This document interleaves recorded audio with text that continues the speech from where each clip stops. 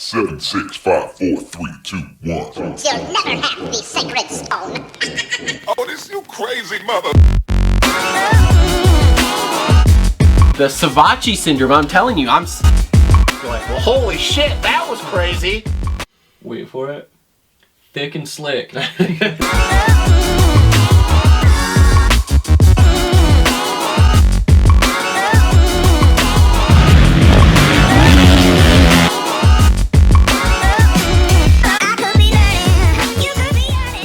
Yo, what is up, everyone? Welcome back to another episode of the Moto Aftermath Show, episode number 205. We are in studio here to wrap up round 3 of the Lucas Oil Pro Motocross Series from Thunder Valley. I am your host, Travis. In studio with me, the OG co-host, Justin. Hey, buddy. What's up, man? All right, before we get started here, let's thank our sponsors. So first off, our presenting sponsors, Energy Fuel, the best fucking drink out there. Keep yourself fueled, energized, and strong from start to finish. Pick yours up today at CoachRobStore.com. Also presenting the show, Premier Custom Trailers. If you need a trailer, commercial or residential, Premier Custom Trailers has what you need. They work with the best manufacturers in the industry and specialize in all your trailer needs. Sales, service, parts, or rentals, they do it all. PremierCustomTrailers.com, located 5 minutes south of Kalamazoo on US 131 in Schoolcraft, Michigan. They put the custom in customer service. And our final presenting sponsor, TLR Coatings, Michigan's #1 custom powder coating shop. From two-tone wheels to motorcycle frames to small batch production jobs, TLR Coatings will powder coat anything metal the right way. If you're looking for some custom Cerakoting, they do that too. TLR Coatings, serving Southwest Michigan and the surrounding areas for over 5 years. Check them out at TLRcoatings.com or on all the major social media networks at TLR Coatings. Also on board with us, Holster Co. We've got the Holster Co. Reload Rant coming up. We got a couple of those. Justin has one. I have one, so we'll talk about those. Alias Sport, Dirt Bike Depot, JT Cycle, Adept Creative Co., Gutter Works, Isaac Nelson Designs, and Clutch Media. If you guys want to pick up some merch, like the new Dylan Danger Zone shirt here, make sure to check out the links in the description below. There's Amazon links to help support us, Patreon links to help support us, and the best way you can help support us is like, subscribe, comment, and share. Also, we have the podcast, which I'm sure pretty much everybody knows about at this point because those numbers are going up, up, and away, so that's cool. And to start the show here, we have a guest. He is friend of the show, sponsored rider. He is brought to you by the Dirt Bike Depot. If you need some new moto gear but don't want to pay those expensive retail prices, shop the Dirt Bike Depot for all your moto gear needs, gear sets, boots, helmets, goggles, and more. They specialize in athlete-only boots as well as tons more items that you can't buy in stores. Follow them on Instagram at Dirt Bike Depot and DM them with any questions you may have. It is also Dirt Bike Depot sponsored rider, the one, the only, Kevin Moranz. Hi, buddy. Haven't talked to you in a while. I know, it's been a minute, but it's good to be back. Well, I'm glad you came out of retirement like Ryan Dungey, to come back and do some riding so you can tell us all about the Pro Motocross Series. What'd you say? I said, I'm glad you came out of retirement, bro. Oh, Can God. you hear me now? I can hear you. Can you hear me? Yeah, I can hear you now. Okay, great. Well, I'm glad you came out of retirement. Thank you so much for coming back like the Dunge, the Diesel. Oh, my God. Indeed. So, all right. So you've taken a couple weeks off. You did like a mega camp or something, helping the kids, giving back. So that was nice. But now we're back to the racing side of things. So entering here at Thunder Valley, let's run through your day. So long story short, yeah, I didn't jump into the first 2 outdoors just because I wasn't going to have time to get my bike rebuilt, my suspension off, my suspension rebuilt, got back to me, get some testing in, yada, yada, yada. And I had already kind of committed to doing mega camp because I didn't have anything super solidified for outdoors, halfway through Supercross when the mega camp thing was presented to me. So we did that. That actually went really well, which was really cool. And then right after that, can you hear me? Yeah, we're good. Go for it. Keep Okay, going. We're listening. Yeah. Right after that, got the motor rebuilt at Bike Worx LLC out of Kansas City. Helped me with that. It's a stock motor, so we just put a stock piston back in it. Just top end, we'll rebuild, and got my suspension back from Decker Performance. And got about 3 days in, just riding kind of a smooth outdoor track, and then fucking just threw myself right into racing. All right. So how'd qualifying go yesterday? Not too bad. I mean, not great. Be really honest. But at the same time, my goal coming in, because I always struggle with qualifying, and being 2 rounds behind everybody, no, very, very, very minimal, actually no practice in ruts, because the track that I was kind of riding on was a sand track, so it was just kind of berms. I was just really didn't want to deal with an LCQ. My realistic goals going into the day was no LCQ and then try to score some points. So we came up positive on the no LCQ, but we came up short on the point situation. Where did you qualify? Because I was at a race yesterday, so I was only half 20, paying attention. 28. Okay, all right. So solidly in there. So that's cool. Yeah. So, what did you think of the new section of the track there at Thunder Valley, where they redid it and had all the like switchbacks and short lanes stuff? I don't know, man. I liked it because I thought it slowed it down a little bit. It was a little bit more technical, which was cool. It was pretty difficult. It made you, obviously it's not as easy when you have more turns instead of just going straight. But I did like, because before, when I had ridden there, the biggest thing I'm thinking of is pretty much right after the start, you go over the big Thunder Valley sign and you come down that hill, turn left, go up, turn right, and you have like that, pretty much that roller that you jump off of, and then you come down Mach 12 through like quarter-mile long ruts. That was never super fun. So happy that was kind of gone. But some of the changes were a little bit goofy. But overall, I like the track better this year than last year. Okay. So on the start on that, are you first gear? Are you second gear? Because I know you have a super secret start technique. I did a second gear start when we had our second qualifying session. We get 5 minutes of starts, and it took off in second, which is what it usually started in, and it bogged real bad. It came back, and because Justin Starling came out to help me, and I just I looked at him and I was like, yeah, dude, we're going first gear start. He's like, thank goodness. I was terrified that was already first gear. So yeah, we went first gear start. Okay.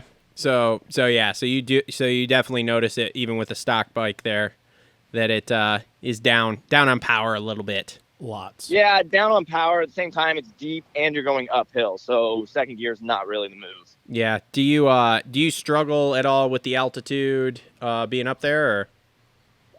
No, I don't really suffer from it when it comes to severely, but obviously you get winded a little bit quicker. But at the same time, I hadn't raced an outdoor since last year. I hadn't even ridden an outdoor since last year. So you couldn't even tell if it was worse or not. Plus, last time he raced an outdoor national, it wasn't even on his bike. It was on a factory bike. Yeah, that's true, too. So, all right, cool.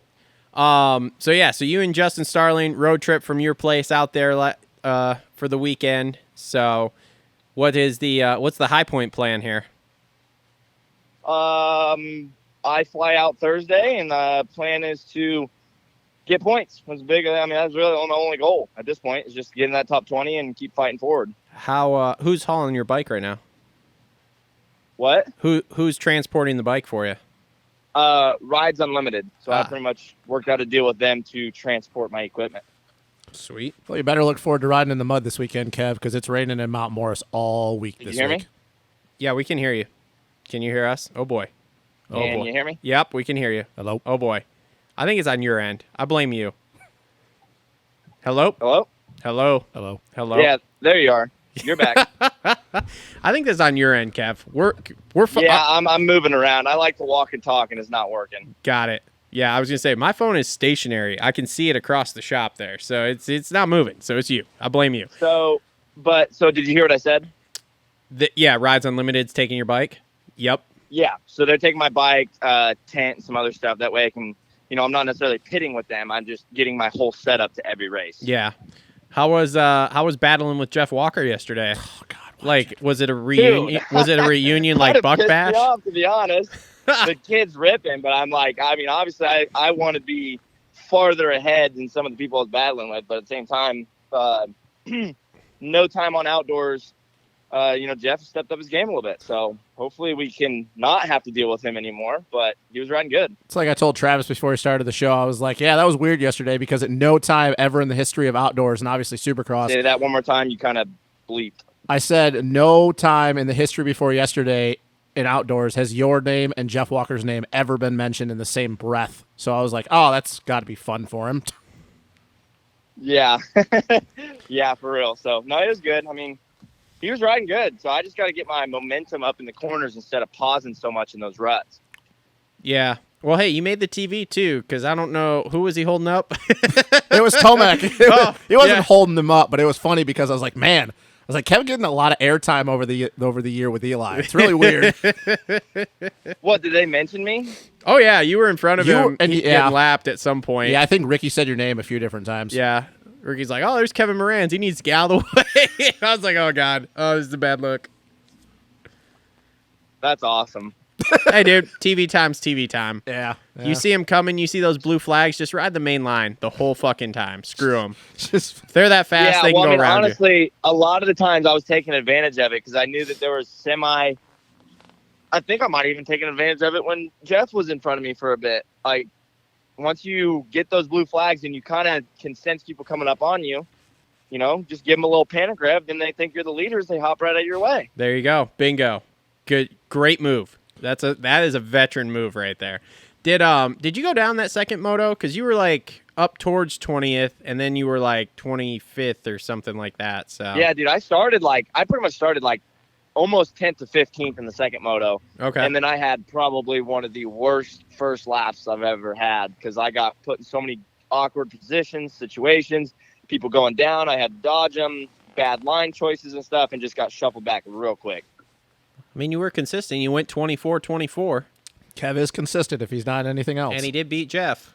And he did beat Jeff. Yeah, I mean, the biggest thing for me was I really wanted points, but at the same time, I just didn't want to lose positions at the end. So I always charged enough to grab a couple positions at the end.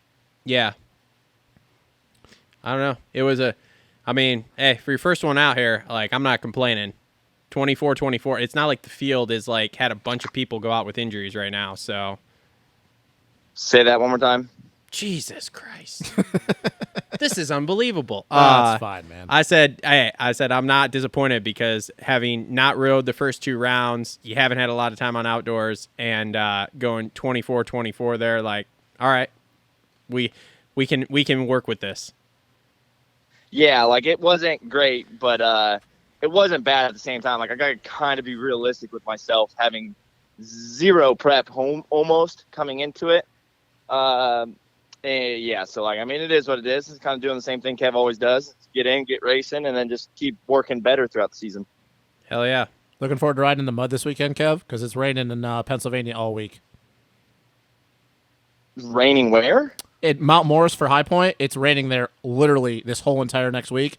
Is going to be nothing but rain. So it's probably going to be a straight up mutter on Saturday. You looking forward to that? Oh, great. I didn't want to hear that. But at the same time, I love to hear it. Okay. Yeah, well, you know, I mean, just get the start. Just get the start. Just make it happen. All right, I got a question. Yeah. Oh, go ahead. Yeah, hit me. How's the no bread diet going? Sucks. Absolutely sucks. I didn't realize how much I enjoyed and loved bread. But, really? You didn't? Because what every Kev time has you to stay do. at my house, you eat 16 sandwiches a day. Yeah, dude, it's a rough one. I'm not gonna lie. Was Justin just like smashing bread in front of you this weekend? Oh yeah, he loves just to eat them right in front of me and Fuck just yeah. talk about how amazing they are. My man. Good My for man. Starling. Yep, this is what I like to hear right here. This is what I like to hear. So, and I gotta give you guys props on the pit shirt because it was a pit shirt that definitely stood out. So I definitely saw that on TV. So. Oh, you guys saw it on TV? Oh yeah. I mean, when you see it, you wouldn't think that who was ever wearing it because it was like, it was panned out. You're like, oh, that dude definitely should not be on the start line because there's just a collared pit shirt, and then there's Starling with the fucking tropical shirt, and you're like, what the fuck is this guy doing? I love it. Fucking great. Fucking great. Did you get a lot of fan love this weekend? A lot of people stop by the pits? A little bit. There really wasn't a whole lot of fan movement where they had us parked. So, Oh. I mean, I had a solid amount come over, sign some autographs, with some posters and stuff like that. But it was, I mean, obviously it's not like Supercross. Yeah. How was the fuck, now I'm blanking. Never mind. You go. Ask him something. I Now don't have a question for him. I just brain faded hard. I was going to ask him something really important, and I forgot now. All right. Well, Kev, what's the goal for the rest of the year? Obviously, you want to get points, but after you make that happen, and hopefully it's at High Point this weekend, what's the goal after that? Just keep building and building? Go ahead. No, that was just basically my question. Like, after you get points, what's the goal? Like, what's the end goal for the end of this year? Obviously, missing the first 2 rounds, coming in behind the 8-ball a little bit, but what's the ultimate goal when you hit the last, whatever your last round is, whether it be Paula or Crawfordsville, whatever? What is the ultimate goal? I think a couple top 15 finishes would be sweet in motos, and then wherever that puts us overall, cool. Obviously, we're 24 right now, so we got a little ways to go before I start talking about top 10s and stuff. But the field's a little bit deeper. We got Dungy, Caroli. We got some extra guys coming in. So, I mean, realistically, it's just getting into points, staying safe, and continue building.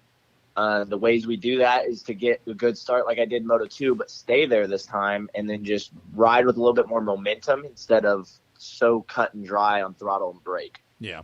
Because you can only do that for so long before you get tired, but if you keep your momentum up, then it just helps all the way around the track. So kind of staying off the brakes a little bit. How fucking cool is it to be out there riding with Cairoli and Dungy? With everybody, or all I heard is how cool is it to be out there riding? With Cairoli and Dungy. The old With who? Cairoli and Dungy. Am I not speaking? No, I think he's probably I don't getting, it's know. probably breaking up. I don't know why, but whenever Justin talks, I can hear him just fine. But the other two are kind of hit and miss. All right, I'll ask the question. Travis wants to know, how cool is it to be out there riding with Cairoli and Dungy? Like, being on the same track with them. It's pretty cool. I mean, I would love for them both to just retire and leave, to be really honest. But Fucking Kevin wants the whole top 10 to just fucking bounce. Just see you later. yeah, exactly. But no, it's pretty cool. Like, having Curly come around and you know, it is pretty cool to see somebody from the GPs that I never really imagined racing with or seeing and actually racing against him. Sweet. Oh, I was gonna ask it, but it's also, when I was thinking in my head, it's probably Dylan because he's obviously at the track at the same time. But like, did you get a chance at all to kind of like analyze anything? Like, did you ever jump in behind him in practice and just kind of watch his lines? Because I've always said this about Cairoli, but then not really, just because I was so focused on me, like it being round one, like I didn't even think of it, to be honest. Because if you want to talk about a dude that you could learn racecraft from, or just how he picks up on line selection in practice, that's the dude you want to go to. Say that one more time. Sorry. It's okay, man. I said if there's anybody out there that you would want to learn from, whether it be racecraft or how he picks up on line selection in practice, Cairoli is that guy.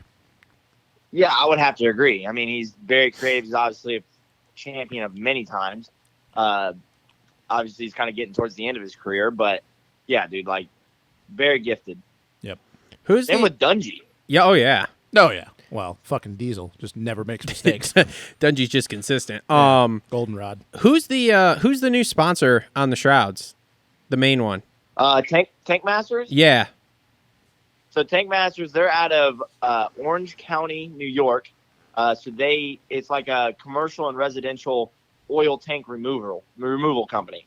So okay. This is new to me. I didn't even know this, and you could correct me if I'm wrong or solidify it. But apparently, a lot of houses and residential areas use oil for energy out there when we use like gas and propane out here. Yep, fuel true? oil. Yeah, that's how my house is heated. Actually, is fuel oil. Yep. So Yeah, so I had no idea that was even a thing. So I had to, like, once he jumped on board, I had to have a conversation with him, like, what is it that you guys do? And so, yeah, so when those tanks go bad or if somebody wants to put one in, they are able to remove it, put it in, the environmental side, clean up for spills and whatnot. So that's what they do. They love kind of what I have going on, the way I build my program and how I'm pretty much doing it on my own, and they wanted to jump on board. So it's pretty cool. that's awesome. That is awesome. Because New yeah, sponsors. I was gonna say I saw that and I was like, huh. Wonder what the hell that is. Look, Kev's making the sport grow by just getting different types of people on board anyway. Look at that. He's an influencer. That's all right. That's what great. we need. That's That why is Kev's what we just need. better than So- everyone. Well, all right, buddy. We appreciate you jumping on here and talking about your first round. Thanks for coming on. Appreciate it, man. We will talk to you next week after High Point, all right? Yeah, for sure. I appreciate you guys, and we'll definitely talk after round 2. All right. All right, buddy. Good luck. Later. Peace. All right. Kevin Moranz, everybody. Brought to you by the Dirt Bike. Yeah, I can't hang up because it's way over there. It's fine. Kev's going to have to hang up. I think he already did hang up. Now he did. Yeah, he did. All right. Kevin Moranz, brought to you by the Dirt Bike Depot, everyone. So, sorry I I don't know. Dude, that had to be him. It was. I was going to say, because like the phone's sitting over there. So. Well, he even made a comment about like when Walking you were messing around. with the mic, like he could hear me, but then when so yeah, it's got to be. I don't know. Anyway, whatever. We make it work. So, all right, cool. So we are going to take a quick commercial break here. We will come right back with the race review. We'll start with 450s, and then we'll go to 250s. So give us 2 seconds here, and we'll be right back. All right, and we are back. We are going to talk 450s first here. 450s brought to you by our friends at JT Cycle, serving Battle Creek, Michigan for over 30 years. Stop in to check out their full selection of Beta, Gas, Husky, and Suzuki motorcycles and power sport products. Need something for around the house to help keep things nice and trimmed up? They have that too, with a full lineup of Echo, Aaron's, Gravely, and Simplicity. Visit jtcycle.com or follow them on Instagram at jtcyclebc. So, 450 Thunder Valley wrap up here. Holy shit, was it a wild day? Okay. Wild day. It was wild. Which makes it good because it gives us stuff to talk about. That Roxon Tomac battle, Moto 2. Wait a minute, are we just going to jump right into that? Or are we gonna, Yeah. we're not going to nope, go down? that's where we're headed. Okay. Because Kenny gets this overall. That was fucking awesome. So, What crow do you want to eat first? Well, the Eli Tomac, the Ken Roxon, I think or the the Chase Sexton? Because all three... well, Sexton, I don't think I have to eat crow. Oh, I think we're going to debate that one I a little don't think bit, I then. have to eat crow on the Sexton thing. Okay, I well, think let's that start with the Ken Roxon. Because Sexton proved my point yesterday with the way he rode that, with what happened in the second moto. But Ken goes 2-1 for the and I don't win. think it's crow. I think it's more the Eli thing is crow. Yeah, that was a little loud. Yeah. I don't think the Kenny got thing it. was not crow. I think it was more pleasantly surprised. So we've always said up here, and I've been very critical. I don't even know critical, just kind of like how I am with him. That it is what it is with Kenny these days. He's been through a lot. He had the bout, with the mental illness, or not, I don't want to say illness, but issues over Supercross when he took the time off. We saw the Instagram shit. Came out like a ball of fire at Paula. He always does these first couple rounds, especially on the West Coast. Hangtown got a little smoked, but then he made the comment that I want to win, but I'm not willing to risk it, which is funny because Stu, went in hard on that whole thing. Oh, did he? I didn't listen this Oh, week. yeah. He was like, look, I want to see the Instagram Kenny. Fuck that guy. Well, he didn't say fuck that guy, but he was like, I don't want to see that guy. He's like, I want the Instagram Kenny back. That's the guy that I want to see out there. Yeah. Which we kind of all said thing because he made this whole big thing before the Nationals, fuck all the haters, I'm this back. and that. And then at Hangtown, he just kind of not rolls over, but just didn't have it. Yeah. And then he did what he always did yesterday, rips a holy, and you're like, okay, he's going to sprint. He's going to, because we know maybe his cardio's not good on the back end of the motos, and maybe he can give himself enough of a gap where if he's dropping a second in a lap, it'll be fine. And then if somebody's there, pressure him at the end of the moto, he can just, use his talent. Like, hey, I'm in the red, but I have enough talent to just will me through these last couple laps. And Eli, and we'll get to him, but Eli did what Eli did the first moto. Then the second moto comes around. Chase is out front, doing his thing, kind of just keeping a steady gap. Eli comes up, and you're just, I don't know about you, but I'm sitting there watching him going, well, with the way the first moto went, He's going to the front. Yeah, Eli's going to latch on to him, and then he's going to sit back, and then he's going to pull the trigger, go around Kenny, and Kenny's just going to get third. Mm-hmm. And then we've seen something out of Kenny that I don't think we've seen in a long time. I want to say the last time I seen that, you could even say last year, he had it was even Thunder Valley, that battle that him, Dylan, and what was it, AC had. Maybe, I don't remember. I think it was him, Dylan, and AC. They both had a pretty gnarly, because Dylan passed him and then went off the track. He blew the corner before the finish. But that aggression and that desire to keep a spot, I think the last time we seen that guy was 2016, his last time he won a title. Yep. And him and Eli were going back and forth, and he ran Eli wide, blew him off that off-cambered corner, blew him through the rut, and then even the second time around when he solidified that pass. And it's like, dude, that's the guy that we all love, especially here at this show. We love that guy. That is the reason why we are big supporters of Ken Roxon. The things he can do on a dirt bike, the cool stuff off the track, the attitude, the style, whatever, it's different, but that was the guy that, I remember the first time I ever seen Kenny was Minios way back in the day when he was still living in Germany. This just attitude that, you're not going to screw with me. I've been through this shit. I won a fucking national or GP at 15. That swagger, that attitude. And granted, at the time when it happened, Chase was gone. But Kenny, he's like, no, man. He's like, I just fended off Tomac. I'm just going to keep riding this pace. I'm going to keep pushing forward. Chase made the mistake. Kenny was there to capitalize, and Kenny got the overall. Goes 2-1 on the day, gets the overall, gained up a whole bunch of points on Chase Sexton, which we'll see as we go further into the series. But yesterday was a true test. Not that Kenny's ever had problems at elevation, because obviously Thunder Valley, I didn't realize the stats because they talked about it at length yesterday. Oh, yeah. I always knew he was good at Thunder Valley, but I didn't realize like the statistics of how good he was there. That's wild. He's the winningest rider there now. So the elevation wasn't in my mind. Oh, can he actually deal with elevation? It was how hot it was yesterday. Yep. And the fact that, he looked a little smoked, but he didn't look like dog shit tired, like he was super red in the face. Like you could tell that he was sipping down water. His chest was really hot, heaving back and forth. And he looked good. Like his pace was good the whole moto.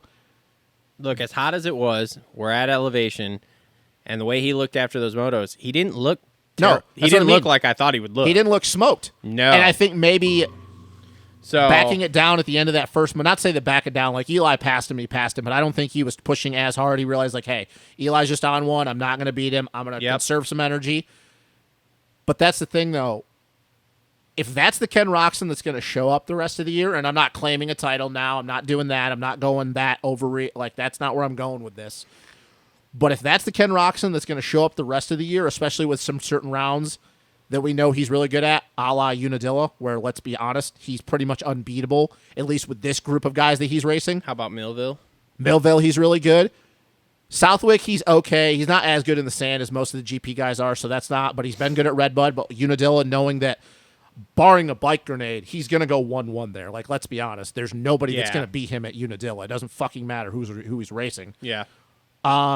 If that's the guy that's going to show up, it's going to make this series a whole lot more interesting. And as close as he is now to his teammate, they're going to start feeling, especially we're going to High Point next weekend. He's been good at High Point over the years. Yep. And especially if it's a mud moto or a mud weekend. Yep. So I'm not eating crow because I didn't have any expectation for him. But I'm going to say that I'm very surprised how much fight he had in him. Especially even though he's been doing it for pretty much his whole entire pro career. I was not expecting him to race Eli like he did that second moto. I just want to know where the fuck that came from. I mean, we've been talking about this now for 2 or 3 years of he gets past and his racecraft is just shit. Yeah. Like he'll fade to the outside or something and just kind of let guys go by. It's like, what the fuck? And then all of a sudden yesterday he's just got this. Like, what? Maybe where is this coming from? Maybe it just... This is what we've wanted to see for 2 or 3 years. Well, actually, we could say since 2017. Yeah, is this Ken Roczen show back up that, like, again, there was nothing dirty about what he did. I mean, even the 2 times going down that off-camber, he just raced Eli to that rut, and he got there first. Look, that second time around, like, in my opinion, what happened is Eli was riding that outside, and then he was kind of straightening it out for the inside. I think he thought, oh, hey, I have control of the corner. Kenny pushed it in, and I think what happened is Eli was like, it made him think about it, like, is what? I listened to some post-race interviews. Eli's rear brake was fading at the end there. What? Well, no, I thought it didn't start fading until after the fact. Like, no. I knew it was fading. No, he said it was fading, and because it was, I think, Steve's post-race. Well, he also said that he was also talking about it on on the press conference. I didn't listen to the press conference, but yeah, he said that it was fading, and after that last one, he was like, well, there's really not much left there, so I guess we should probably stop trying to do this before we crash. So, but I think it just what happened is he was thinking, oh, I have control of the line. Kenny pushed it in, and then he's like, oh, like he had to think about it. He's like, is he going to run me wide again? Yeah, and then I think by the time he realized that Kenny's just going to stay to the inside of him, he had already blew past his braking point, and he couldn't lean in because Kenny was right there. Yeah, and then it was cambered, so it made it look worse. But even that, like at the top of the hill there, at the top of the start straight, like, dude, 2-3 laps in a row, Kenny is slowing up so that Eli can't do the cut down move on him. Yeah. And I'm just like, dude, where is this coming from? Like, why can't you do this all the time? Maybe it's just one of those things where he's just, I don't know, he has a different mindset. He's over it at this point. Like, or maybe it's always been there and it's just the fact of trying to get, I don't know, because Kenny is like an enigma. Like, you always want to blame the injuries, which that's a big part of it. But we've been so many years removed from that. And he has immune system shit. He always gets sick. But he knows how to deal with that stuff. Mm-hmm. Like what happened in Supercross, nobody can deal with that. But I am going to be very interested to see if this guy keeps showing up to the races. Because if this guy keeps showing up to the races, it's going to put a whole lot more pressure on everyone else. Because of the fact that, once again, the last time we seen this Ken Roczen, I would say it was 2016 when he won 20 out of 24 and probably should have won 21 out of 24 Yeah. outdoor motos that year. Yep. That guy, if that's who's showing up, that's going to make it rough on all these dudes. And like I said, I'm not claiming it because it's one race and he didn't even go 1-1, but I just saw something out of him yesterday that we have not seen in 6 years, in my opinion. 100%. 100%. So second place, Tomac goes 1-3. Dude. He's in for the series. Yep. Thank you. Totally. Thank you. All right. Well, what do you mean? Thank you. Like you didn't come out and say that. Oh, like No. I'm just happy to hear you admit that you were wrong without having to fight about it. It's good. Yeah, but what do you mean though? You didn't think he was going to be in for the whole series either. I questioned it highly. But Okay. you were like real on that, and there were comments made on YouTube video. And that's there fine. were comments made right after the race before I even left the track yesterday. Oh, I know. I that looked were at like, them. "Hey, so is Justin going to walk this back now?" Or I'm like, "Oh boy, Tomac that's did something." Yeah, like he rode great. He beat. I think that people keep using beast mode too much. That's not beast mode to me. We haven't seen beast mode in a while. No, but that was because impressive. That was very. Oh no, That first one- That that- first moto, yes, very much so. He's in for the whole series. I mean, hell, even Chris walked it back on his video today. Yeah. It's gonna make it. To take a word from Ricky, it's gonna make it sporty moving forward. Oh yeah. But I don't think just because, and I'm going to just beast mode Eli, like, look what happened that second moto. And people Yeah. were like, oh, the rear brake faded. Well, no, the rear brake faded because of how hard he was pushing Yeah. with Kenny. Yeah. The brake fading had nothing to do with a bike failure. It had because he even said this, had everything to do with how hard him and Kenny were racing. And Oh, how yeah. hard, because people will come out when they find this out that his brakes were going, oh yeah, like that's the only reason Kenny beat him. No, it had everything to do with the fact of how hard He had him to and ride Kenny were to racing. get Kenny and then race him. Yeah. So, yeah, I mean, it's going to be very, But, very. man, we've got a good Eli Tomac and what looks like a good Ken Roczen. Oh, this just sizes up for How fucking hilarious it is, and I know that Dylan's not there, so it's kind of hard to have this conversation. But because he's not, this is what we have to work with. It's crazy that every year we talk about all these different dudes, all these different guys showing up, and then if Marv was here, we'd be saying the same thing. It always ends up being Eli, Kenny, and Marv outdoors. Yeah. Now, once again, last year, Dylan was the dominant. Like, he wasn't dominant, but he was clear and cut the best guy.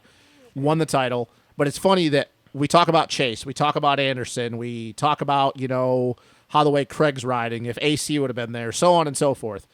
And that somehow fucking it might be another Kenny and Eli 1-2 in the points. Yet again, outdoors.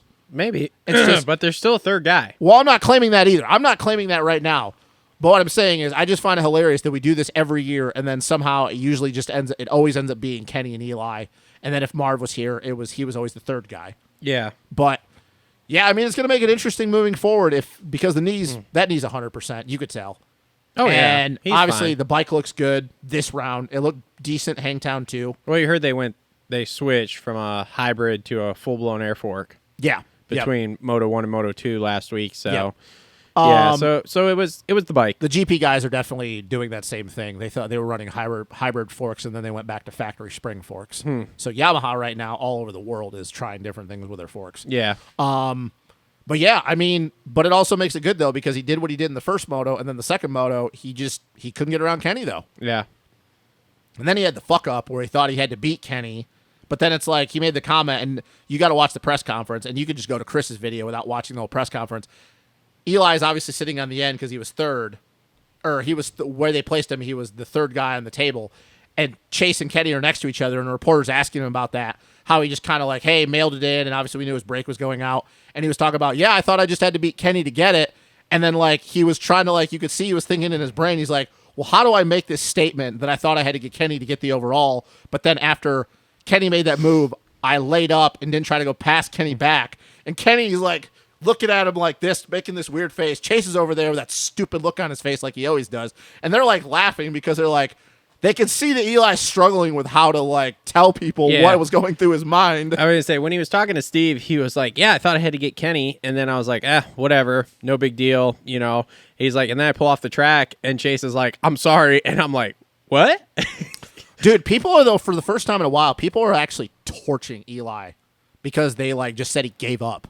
And I'm Well. like, dude, Eli did not give up. I was like, Eli did not. He just knew that like, Are hey, they man, torching Jet too? Because Jet said, because Jet. Oh, we'll get to basically that said- because Jet's obviously not the only one that's sick. Like, there's a lot of No. But he basically said that he let Kitchen. No, I think have it and his I think it's brother. because it's Eli. I Oh, think it's because it's okay. Eli, All right. and I think what he did the first moto, they're like, well, what the fuck? Yeah. No, I have not seen this much Eli. People are like literally laying in and they're like, why did he just give up? Well, everybody's got to hate something. I'm you like, know? dude, he didn't give up. I'm like, he knew that, like, hey, Kenny is just feeling at this moto. He's not willing to just lay over. Yeah. It's late into the moto. They knew they weren't at the time, thought they weren't going to catch Chase. I spent 4 laps trying to pass this guy, And it wasn't didn't working. go well, Everything I was so- doing, I was using every inch of the track and it Yeah. didn't work. So what do you want me to do? Like, But it was just weird a change of pace because I haven't seen this much hatred toward, not hatred, but criticism of Eli in a long time. And I'm like, what the fuck did you want him to do? yeah. But no, it was a weird thing, though, to see him try to think in his brain how to say it to people because you could come to the conclusion you're like, well, if you thought you had to beat Kenny, but then like when Kenny, you laid back. So you're like, oh, so you just didn't even care. It was just a weird thing to see. And like Kenny's over there cracking up because he's like, what the fuck?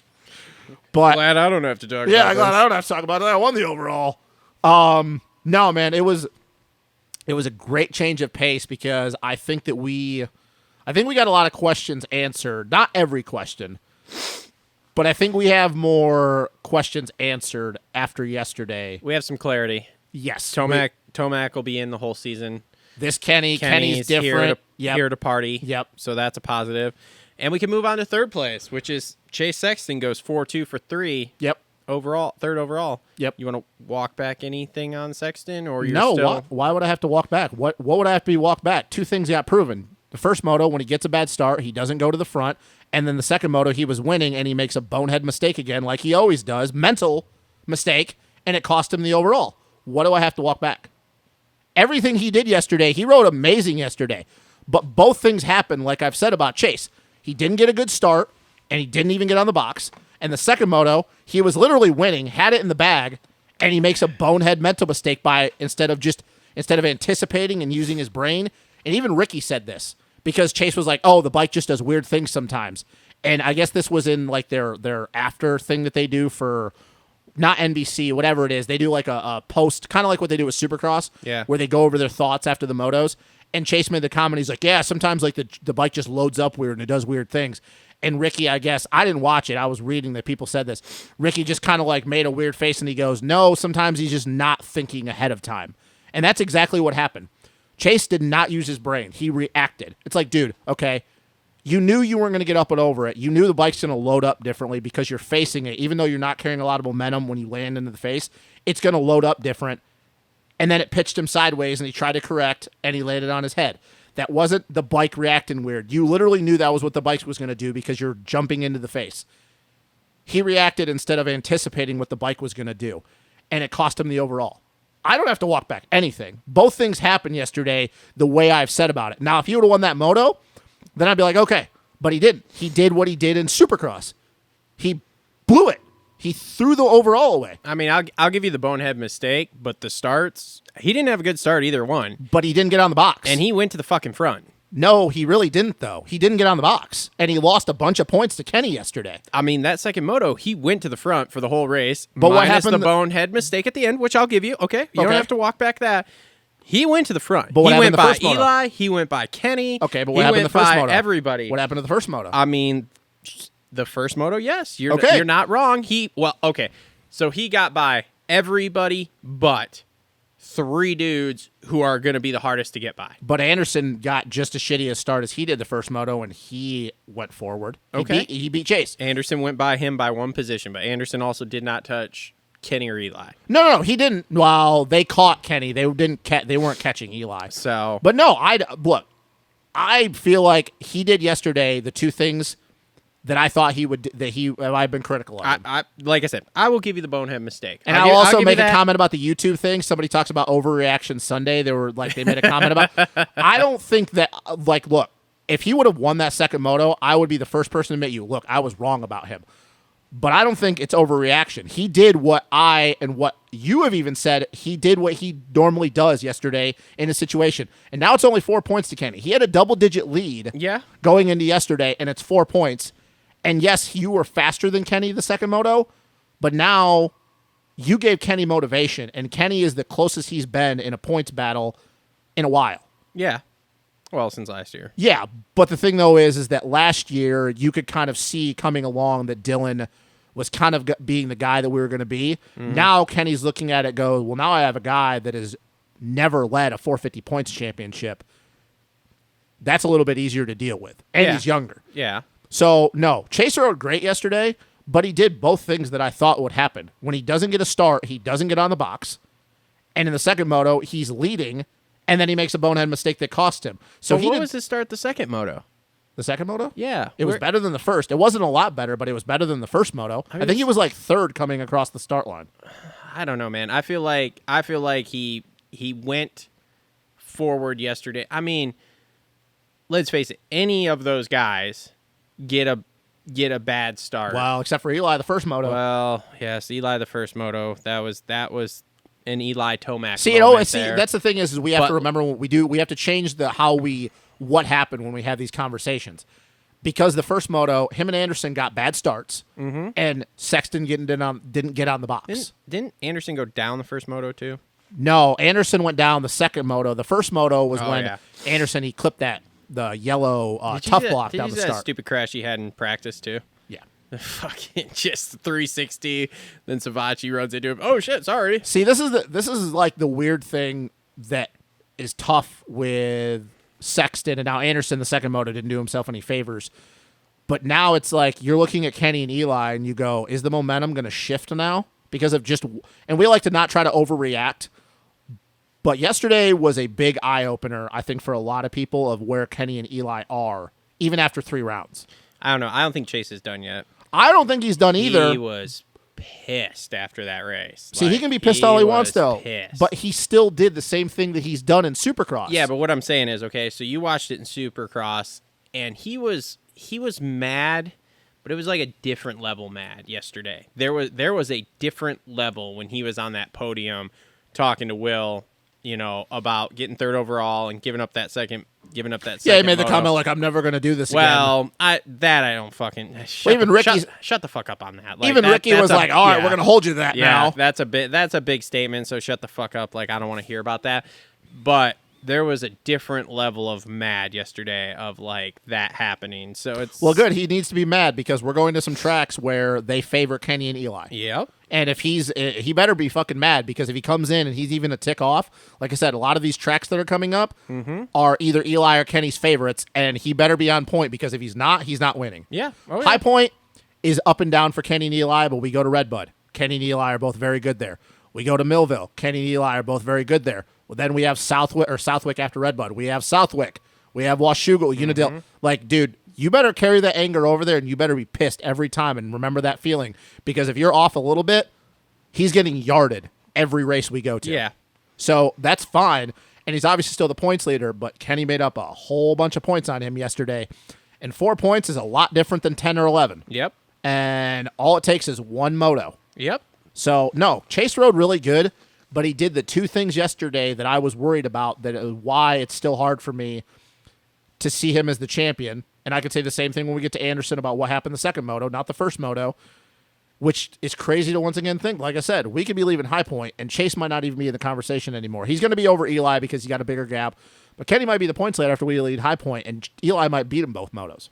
And then we're just looking at Eli, because tell me if you believe this or not. If we get to round 6 and Kenny and Eli are both ahead of Chase in points, do you think there's any way that Chase makes those points back up and gets himself back in it? If Kenny and Eli are both ahead of him in points, can you trust, even as fast as Chase is and as in shape as he is, that if he spots them anything? I don't know. He's still the one question I have. Okay, what's your question about him? Just what we've just talked about? How he will rebound from this. Because obviously, as we've seen, the first 2 have gone pretty well for him. Yep. And he is the points leader, and he had double digits before this weekend, whatever. Then we get to this round, and now we've got some adversity. A little bit of adversity here. We get a bad start the first moto. We can only get back to 4th. Yep. The second moto, we have a dumb tip over that ends up costing us the overall and the moto win there or whatever. Okay, cool. So now how do we rebound? Yep. How do we come out at High Point? Now, if he comes out at High Point and he's top 3 both motos battling with those guys, okay, great. Then I think we're in it for the summer. I don't think if he comes out and we're just sniffing the top 5 with bad starts and a lot of dumb mistakes all over the place, then it's like, okay, he's by the time we get through Southwick, he'll be out of it. I don't even think that's my question. I think my question to you is, and maybe I should have phrased it different, is, are you confident that if he gets behind Kenny and Eli in the points at any time, that he can beat them? Because they know what to do when they are 1-2 in the points. Like come back and win the points, or like come back and win the time. Like say we leave Millville, because Millville would be 4 rounds from now. Say we leave Millville and Kenny's the points leader because he'd be the closest. Eli's second and Chase is third, and he's 5-6 points back. I think at this point Chase has, call it an average. Okay, I believe on average he has more raw speed than those two. So well, nope. That's what I'm going to go on average. Man, Tomac still has speed at times. Yesterday is one of those times. We saw that Tomac speed. But that guy can show up at any time, though. He can, but he has. I mean, literally, one of the things Steve brought up to him in the post-race interview yesterday was, have you figured out why you went 10-11 here last year? Yeah. I mean, literally last year at Thunder Valley, Tomac went 10-11 moto Yeah, scores. I forgot about that. So, like, okay, and now yesterday he's battling for fucking wins, and we're like, holy shit, he's the best rider ever here. Yeah. Like, it's fucking stupid. So it's like, Tomac's very hit or miss as far as I'm concerned with the speed. Now, we have questions answered from him yesterday. We think he's going to be in the whole series. We don't think he's going to drop anymore. Yep. He's going to battle for this title. Yep. We don't believe he's going to fall off or anything.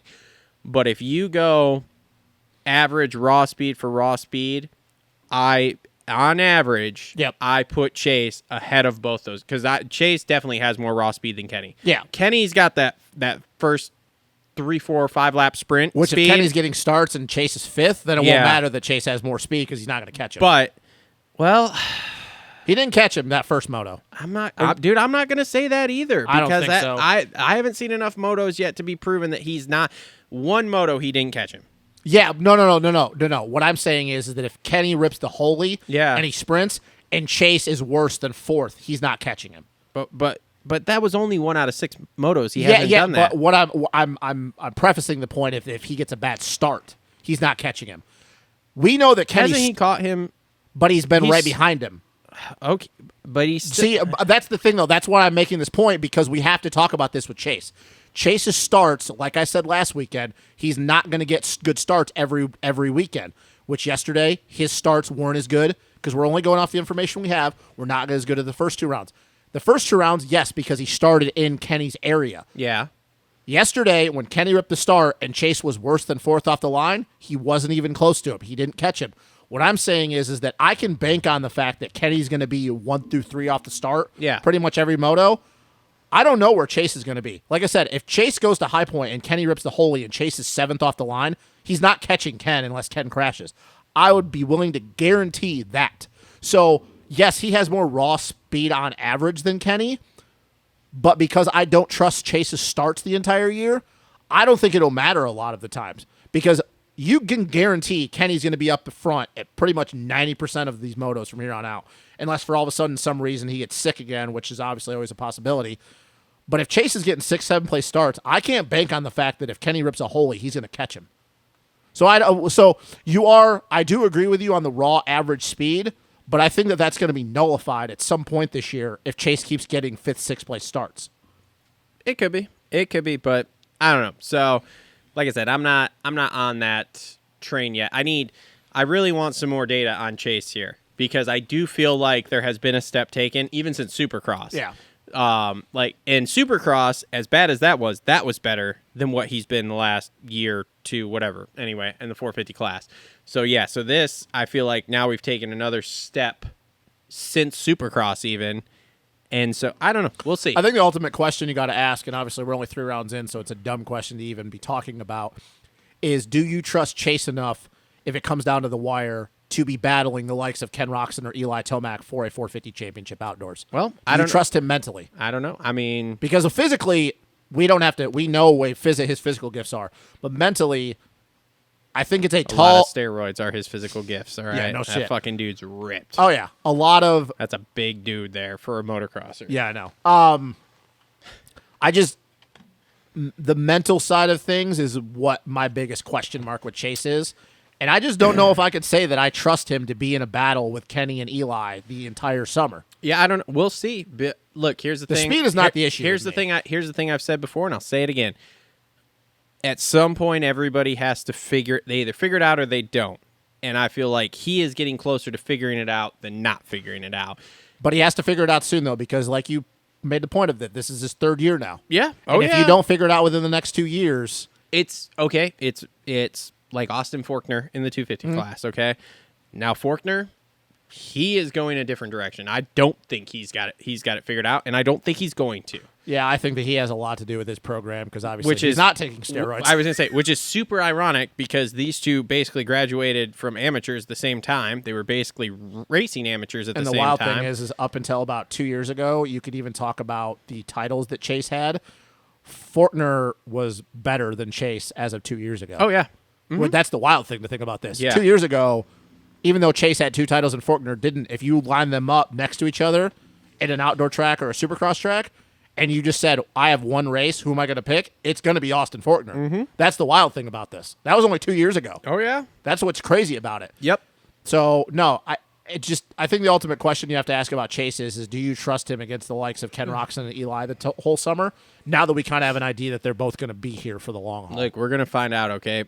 He is still one that we are going to have to go through Redbud before I'm fucking really making any for sure. I think we'll find out at High Point here. Yeah. So, all right. So, moving on here. Shit. What the hell? Stop it. Why can I not see anything? Great radio. Great radio. Let's turn that up a little bit there. All right. So, moving on. Anderson goes 3.6. Yeah. It's good that first moto. Second moto, I don't know what happened. Made that mistake. I can't even remember what he did. Yeah, I don't know. He didn't look physically tired. Didn't look mentally drained.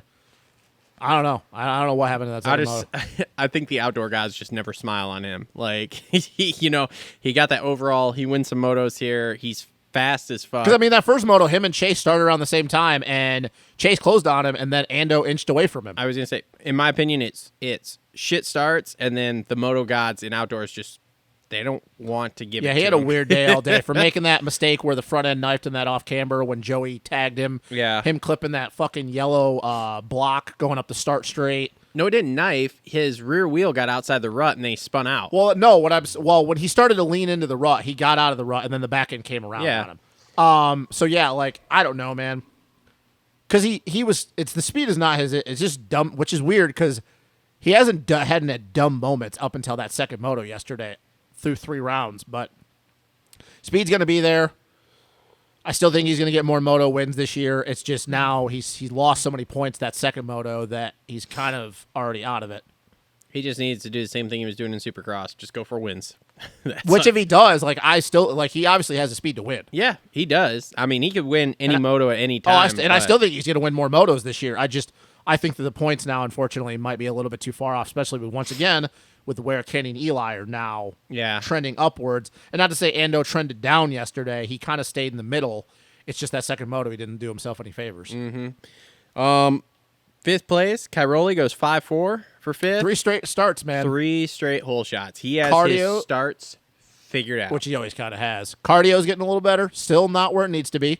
Bike looks better. And once again, you're talking about you went to a track where it's more GP style. It's a little bit more fast-paced, deep ruts.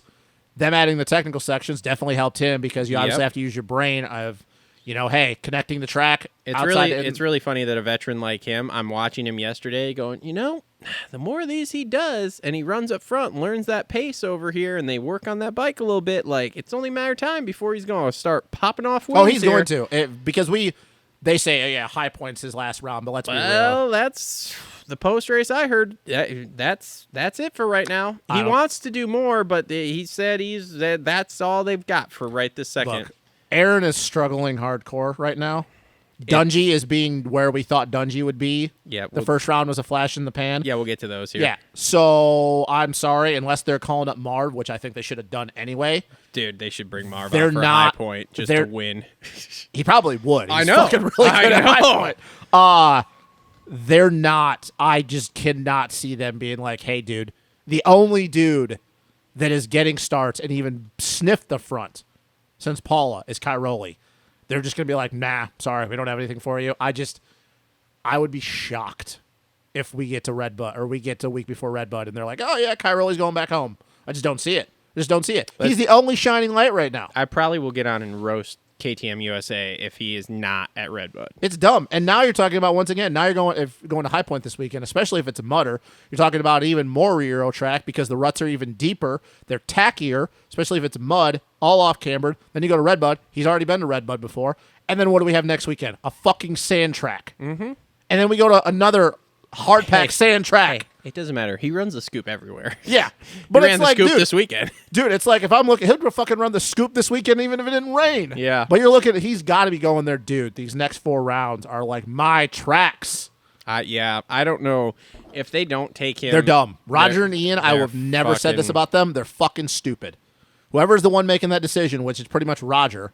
I mean, he's the best KTM guy right now. So you're like going to knock him off. And you're looking at him going trending up because I guess we would have to look at the live timing. Obviously, he was a ways back, but it was definitely a lot better than it was at High Point. Or not High Point, but Hangtown. Because at Hangtown, he was like 55 seconds back. Yeah. And I think it was in like the 40s yesterday or whatever. And then now he's been running up front, getting used to, hey, these dudes sprint really hard at the beginning. Mm-hmm. Cardio, like I said, is getting better. Bike's getting better. Well, I mean, he ran up front. Had it been anybody but Kenny, he probably would have led that first lap. Oh, he for sure would have. Yeah, definitely. So, yeah, dude, I want to see him for the entire season because, like I said, there's tracks coming up that I want to go. I want to see what he can do at them. But he did make an interesting comment in the post race. I heard that was like, "Well, I'm not here just to have fun and ride around." Type shit.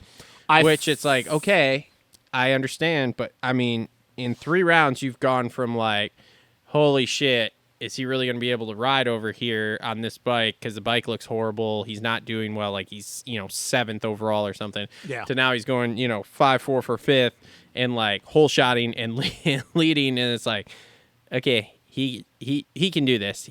Oh, for sure. Yeah. Had the call been made a few months earlier, we might be looking at a completely different series here right now. But which is why I'm saying that if he stays in, okay, we go to High Point. Yep. That bike's getting better because, once again, he said this enough times, that bike is a lot softer. Yep. It's a lot more flex than what he's used to compared to over in the GPs. This is a lot more rigid. He goes to High Point. Keep why don't working. they brace it then? Because I think that they have they can, but I think the difference is that they can add gussets over in the GPs, and I don't think you're allowed to do that over here. I don't know. I'd have to look at. There's just certain things that we can't do over here. But anyways, go to High Point. Once again, do the same thing. And now you're talking about you have a whole week off Yeah. to even do more testing. Oh, yeah. And now you're going to a track that you're going to dirt that you love. Mm-hmm. And then you got Southwick the weekend after. So it's like, dude, there'd be no reason by the time we get to Redbud that if he's in it for the series that I can't see him not getting on the box. Then we go to Southwick. There's a whole real fucking good chance he can go to Southwick and go 1-1. Especially if he yanks holies like that. Holy shit. So, dude, it'd be such a dumb mistake on their part to not keep him around. I just can't see it. I just can't. And plus, I think I'm just being selfish. I just want to see Cairoli ride. Yeah, I love watching him in person ride. Every time I've been in person and watched him ride, it's amazing. Just his line selection alone is stupid. Mm-hmm. But yeah, I mean, it's cool though. Getting them fucking starts, man. Jesus. I want to know what he started in yesterday, though, if he started in first or second, because he's a big proponent. Like, I think for a while in the GPs, he was starting in third on his 450. Well, I don't know. I heard a lot of guys were first yesterday. Usually they are forever since Yeah. we've been going there, but I'd just be curious to see if he's like, oh, I started in third, I'm going to start in second here, or he just followed what everybody else did and he started in first. Yeah. But no, it's just fun watching him ride. So Dungy goes 7-7 for 6th, but I heard he was sick. There's something going around the pits. Yeah, it's a petri dish. Everybody's Yeah, fucking everyone. it's a petri dish. Everybody's just fucking everybody. There's a lot of herpes. Goddamn 90s all over again. A lot man. of herpes in the pro pits right now. Yeah, I think he's just realizing that this is just where he is. Yeah, it's funny because he goes from being like a podium guy all the time to now he's like, like that 5 to 8 range all the time. But it is funny too, like they were talking on the broadcast, and I did notice this right before they were saying it, how much he sits down and has that old school riding style compared to everybody else now who stands up, feet on the pegs, like all that kind of stuff. So Yeah, he's always been that way. He's always been that well, way. did you see him almost eat it going into that like in that downhill, and that round through like the around the tree there or whatever? Because it was funny. Because who was he battling with? It was Second Moto. Because I watched it this morning. He was Second Moto. It might have been. Was he battling with Joey? Barsha, maybe. Maybe it was Barsha, yeah. And yeah, he was sitting down, and when he transitioned from, because it's like that off camber downhill right into that tight one or that 180 left big sweeper, and he there was a bump in the transition between like going right to going left, and he was sitting down, and you saw it like kick him real hard, and I was like, oh boy. So yeah, he's always had a very unique style. Like when he's sitting down, he has really straight up and down upper body, drops his shoulders. Then when he's standing up, he does this weird thing where is like top of his upper body is like arched, and then he rolls his shoulders forward. Yeah. He's got a really weird style. But the thing though is I don't really know if yes, the Euro style has been implemented so much over here. Yeah. But I mean, dude, you go back and you watch RV, and I've said this a million times on and off the record. RV is the only dude I've ever watched that has perfect technique on a dirt bike. RV was always standing up, balls of his feet, knees bent. Like, Dunges is always ridden that way. Like, that's just how Dungy rides. Yeah. So, like, it's not a revelation. No, but it's interesting to see the difference between. Yeah, but you can thank Euros for that, though, because that's the thing, though. Like, all these, especially these new kids, like, they watch the Euros the way that, and even Mitchell has talked about this before, like, when he came back from Europe. Not to say that Mitchell has ever had bad technique. He's always been really light on the bike, really fluid. But he's like, dude, I came over into Europe and I watched all these dudes stand up. Because you watch them, they'll stand up all the way till like right after the apex. And then when it really starts to arc, that's when they drop into the corner because you need that balance of your inside leg. Yeah. But yeah, dude, it's the Euros, man. Like Euros have always ridden that way, whereas the Americans don't, which is weird because you talk about like how much we're into Supercross where you never should be sitting down. Oh, yeah.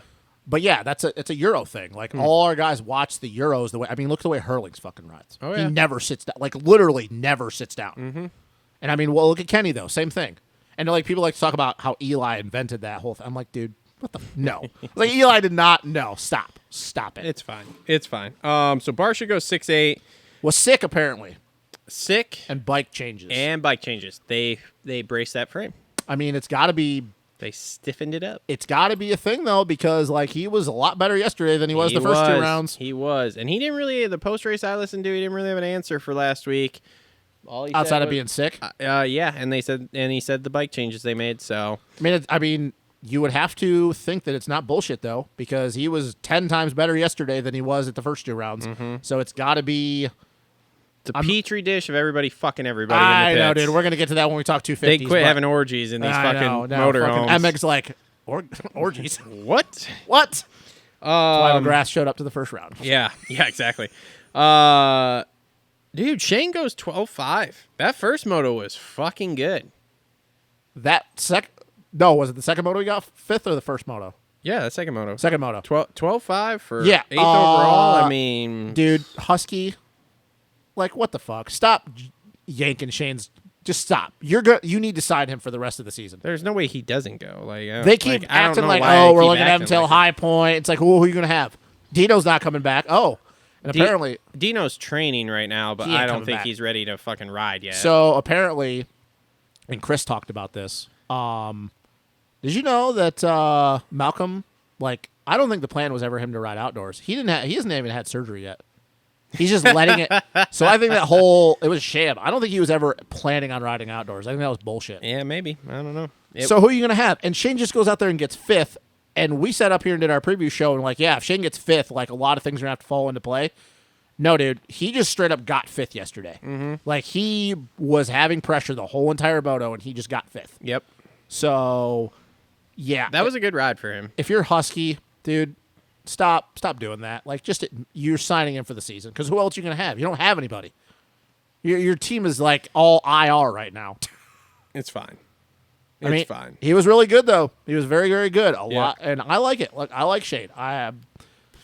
Shane's not an outdoor guy, so for Shane to get a 5th place in an outdoor moto, like, yeah, which is really weird to think about the fact that the last time he raced outdoors was on a 250 and he got 2nd in the points. Yeah.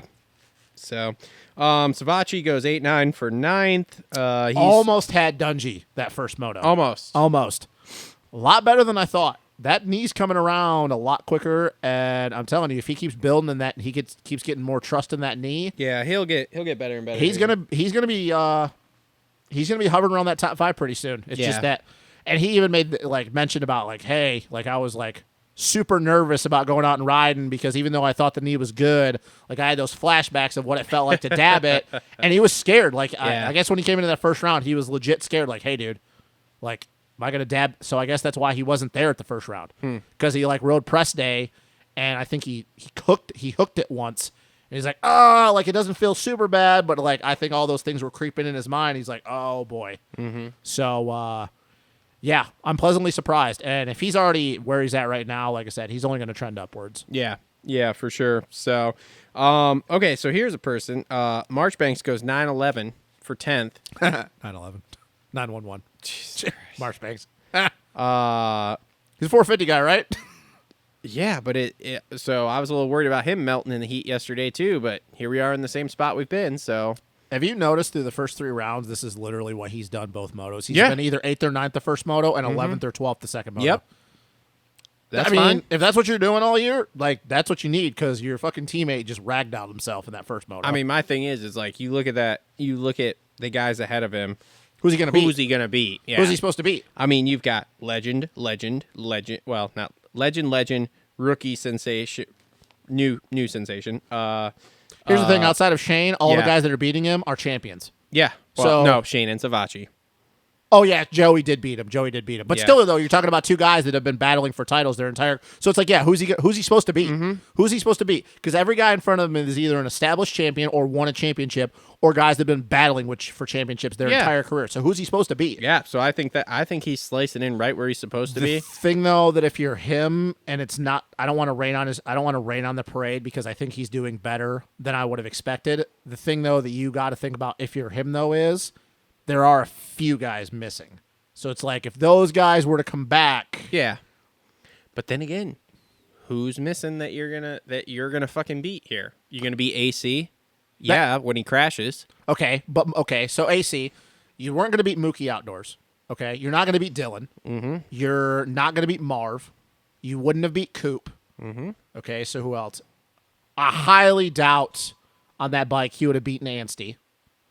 So I mean, you're looking at guys, and I'm just trying to be on the realistic bandwagon of okay, he's doing really, really well, but we also have to think the fact, though, there are some guys that are missing. So it's you almost got to prepare for what's going to be when you get to that point. But, I mean, dude, if he finishes the whole season, that's a win. Yeah. Because with the Addison's disease, knowing that he shouldn't even be riding, if he just makes it through the whole year. Dude, if he makes it through the whole year and floats right around that, say, 8 to 12 mark. Yep.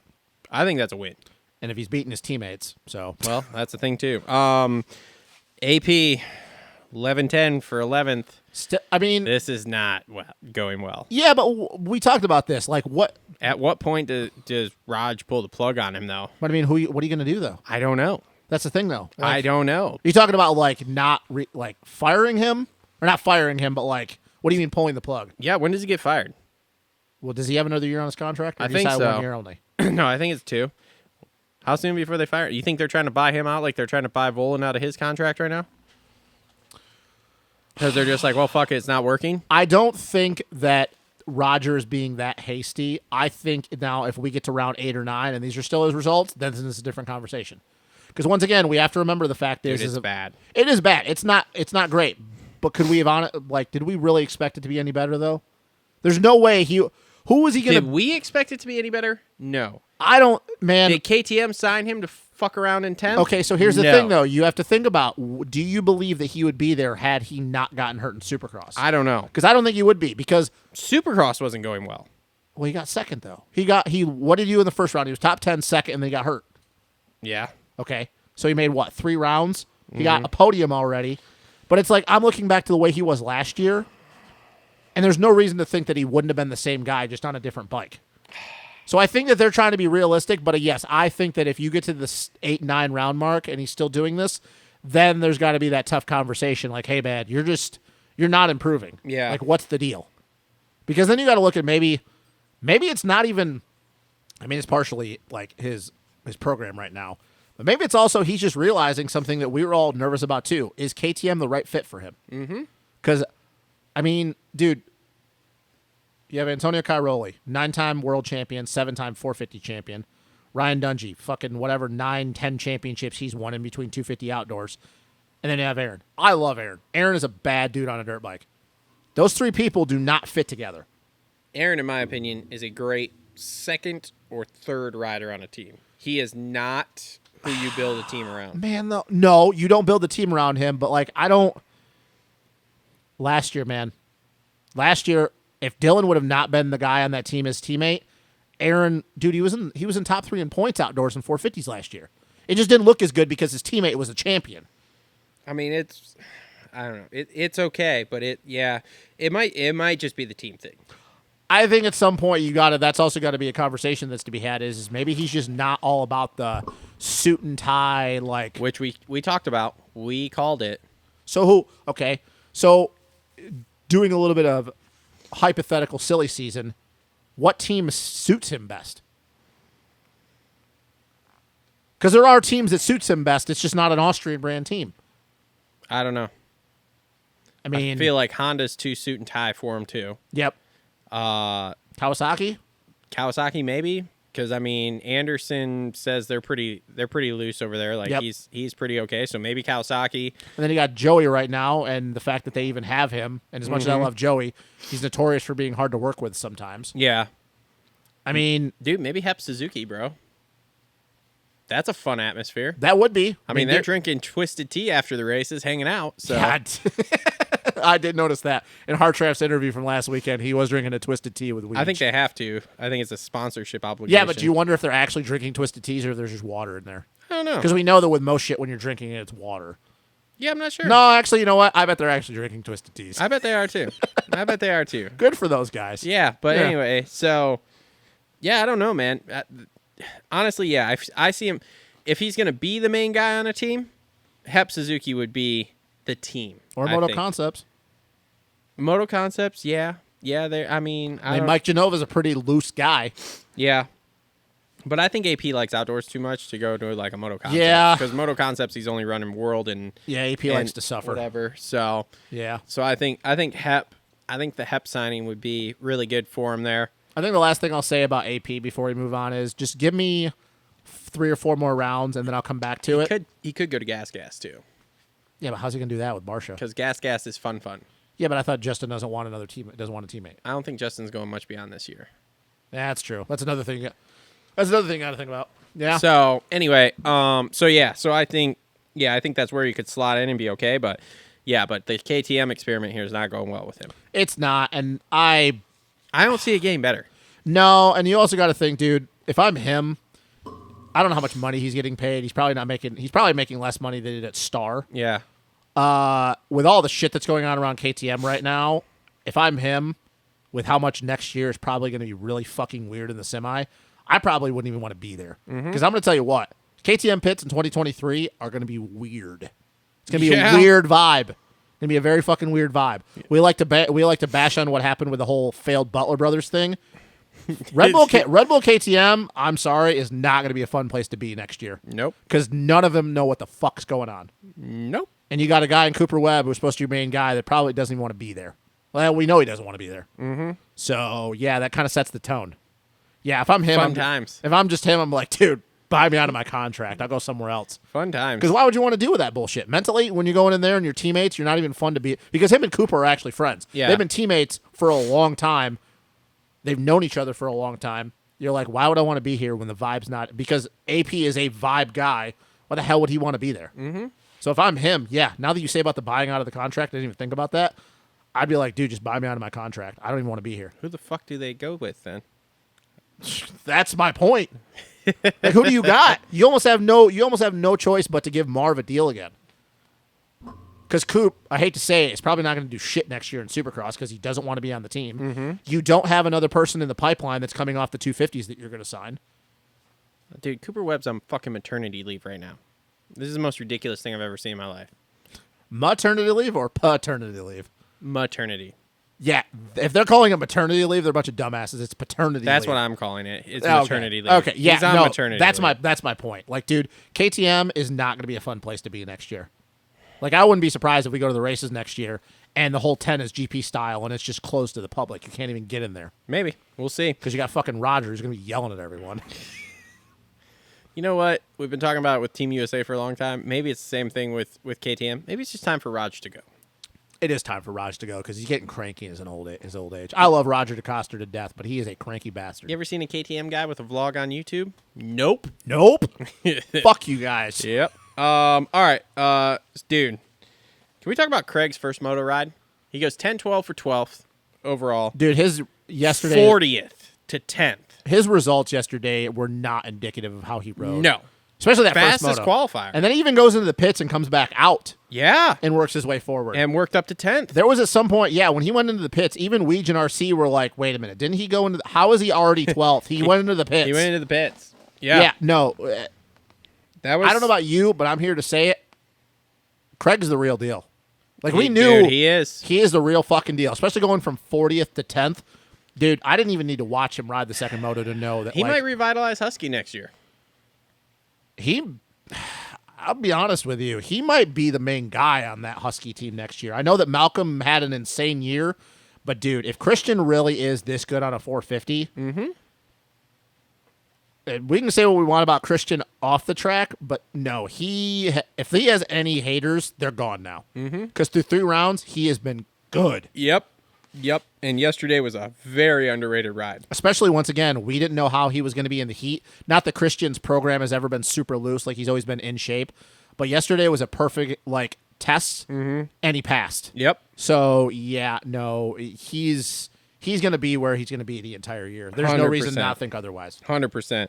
Okay, let's continue on here. We'll skip around a little bit. So, 13th, Marshall Welton goes 15-13 for 13th. Good for Marshall. Michigan boy there. Good for Marshall. Yeah, we got to try to talk to him Dude, at some point. they- Do you know anybody that knows him? Dude, pretty much every Michigan person knows Marshall. Do you have his phone number? I don't have Marshall's phone number. I was never really when I first met Marshall, he was a kid, but I could try to talk to some people. I mean, dude, I think Denver is buddies with Marshall. Oh, Denver hates me, so. Yeah, but he doesn't hate me.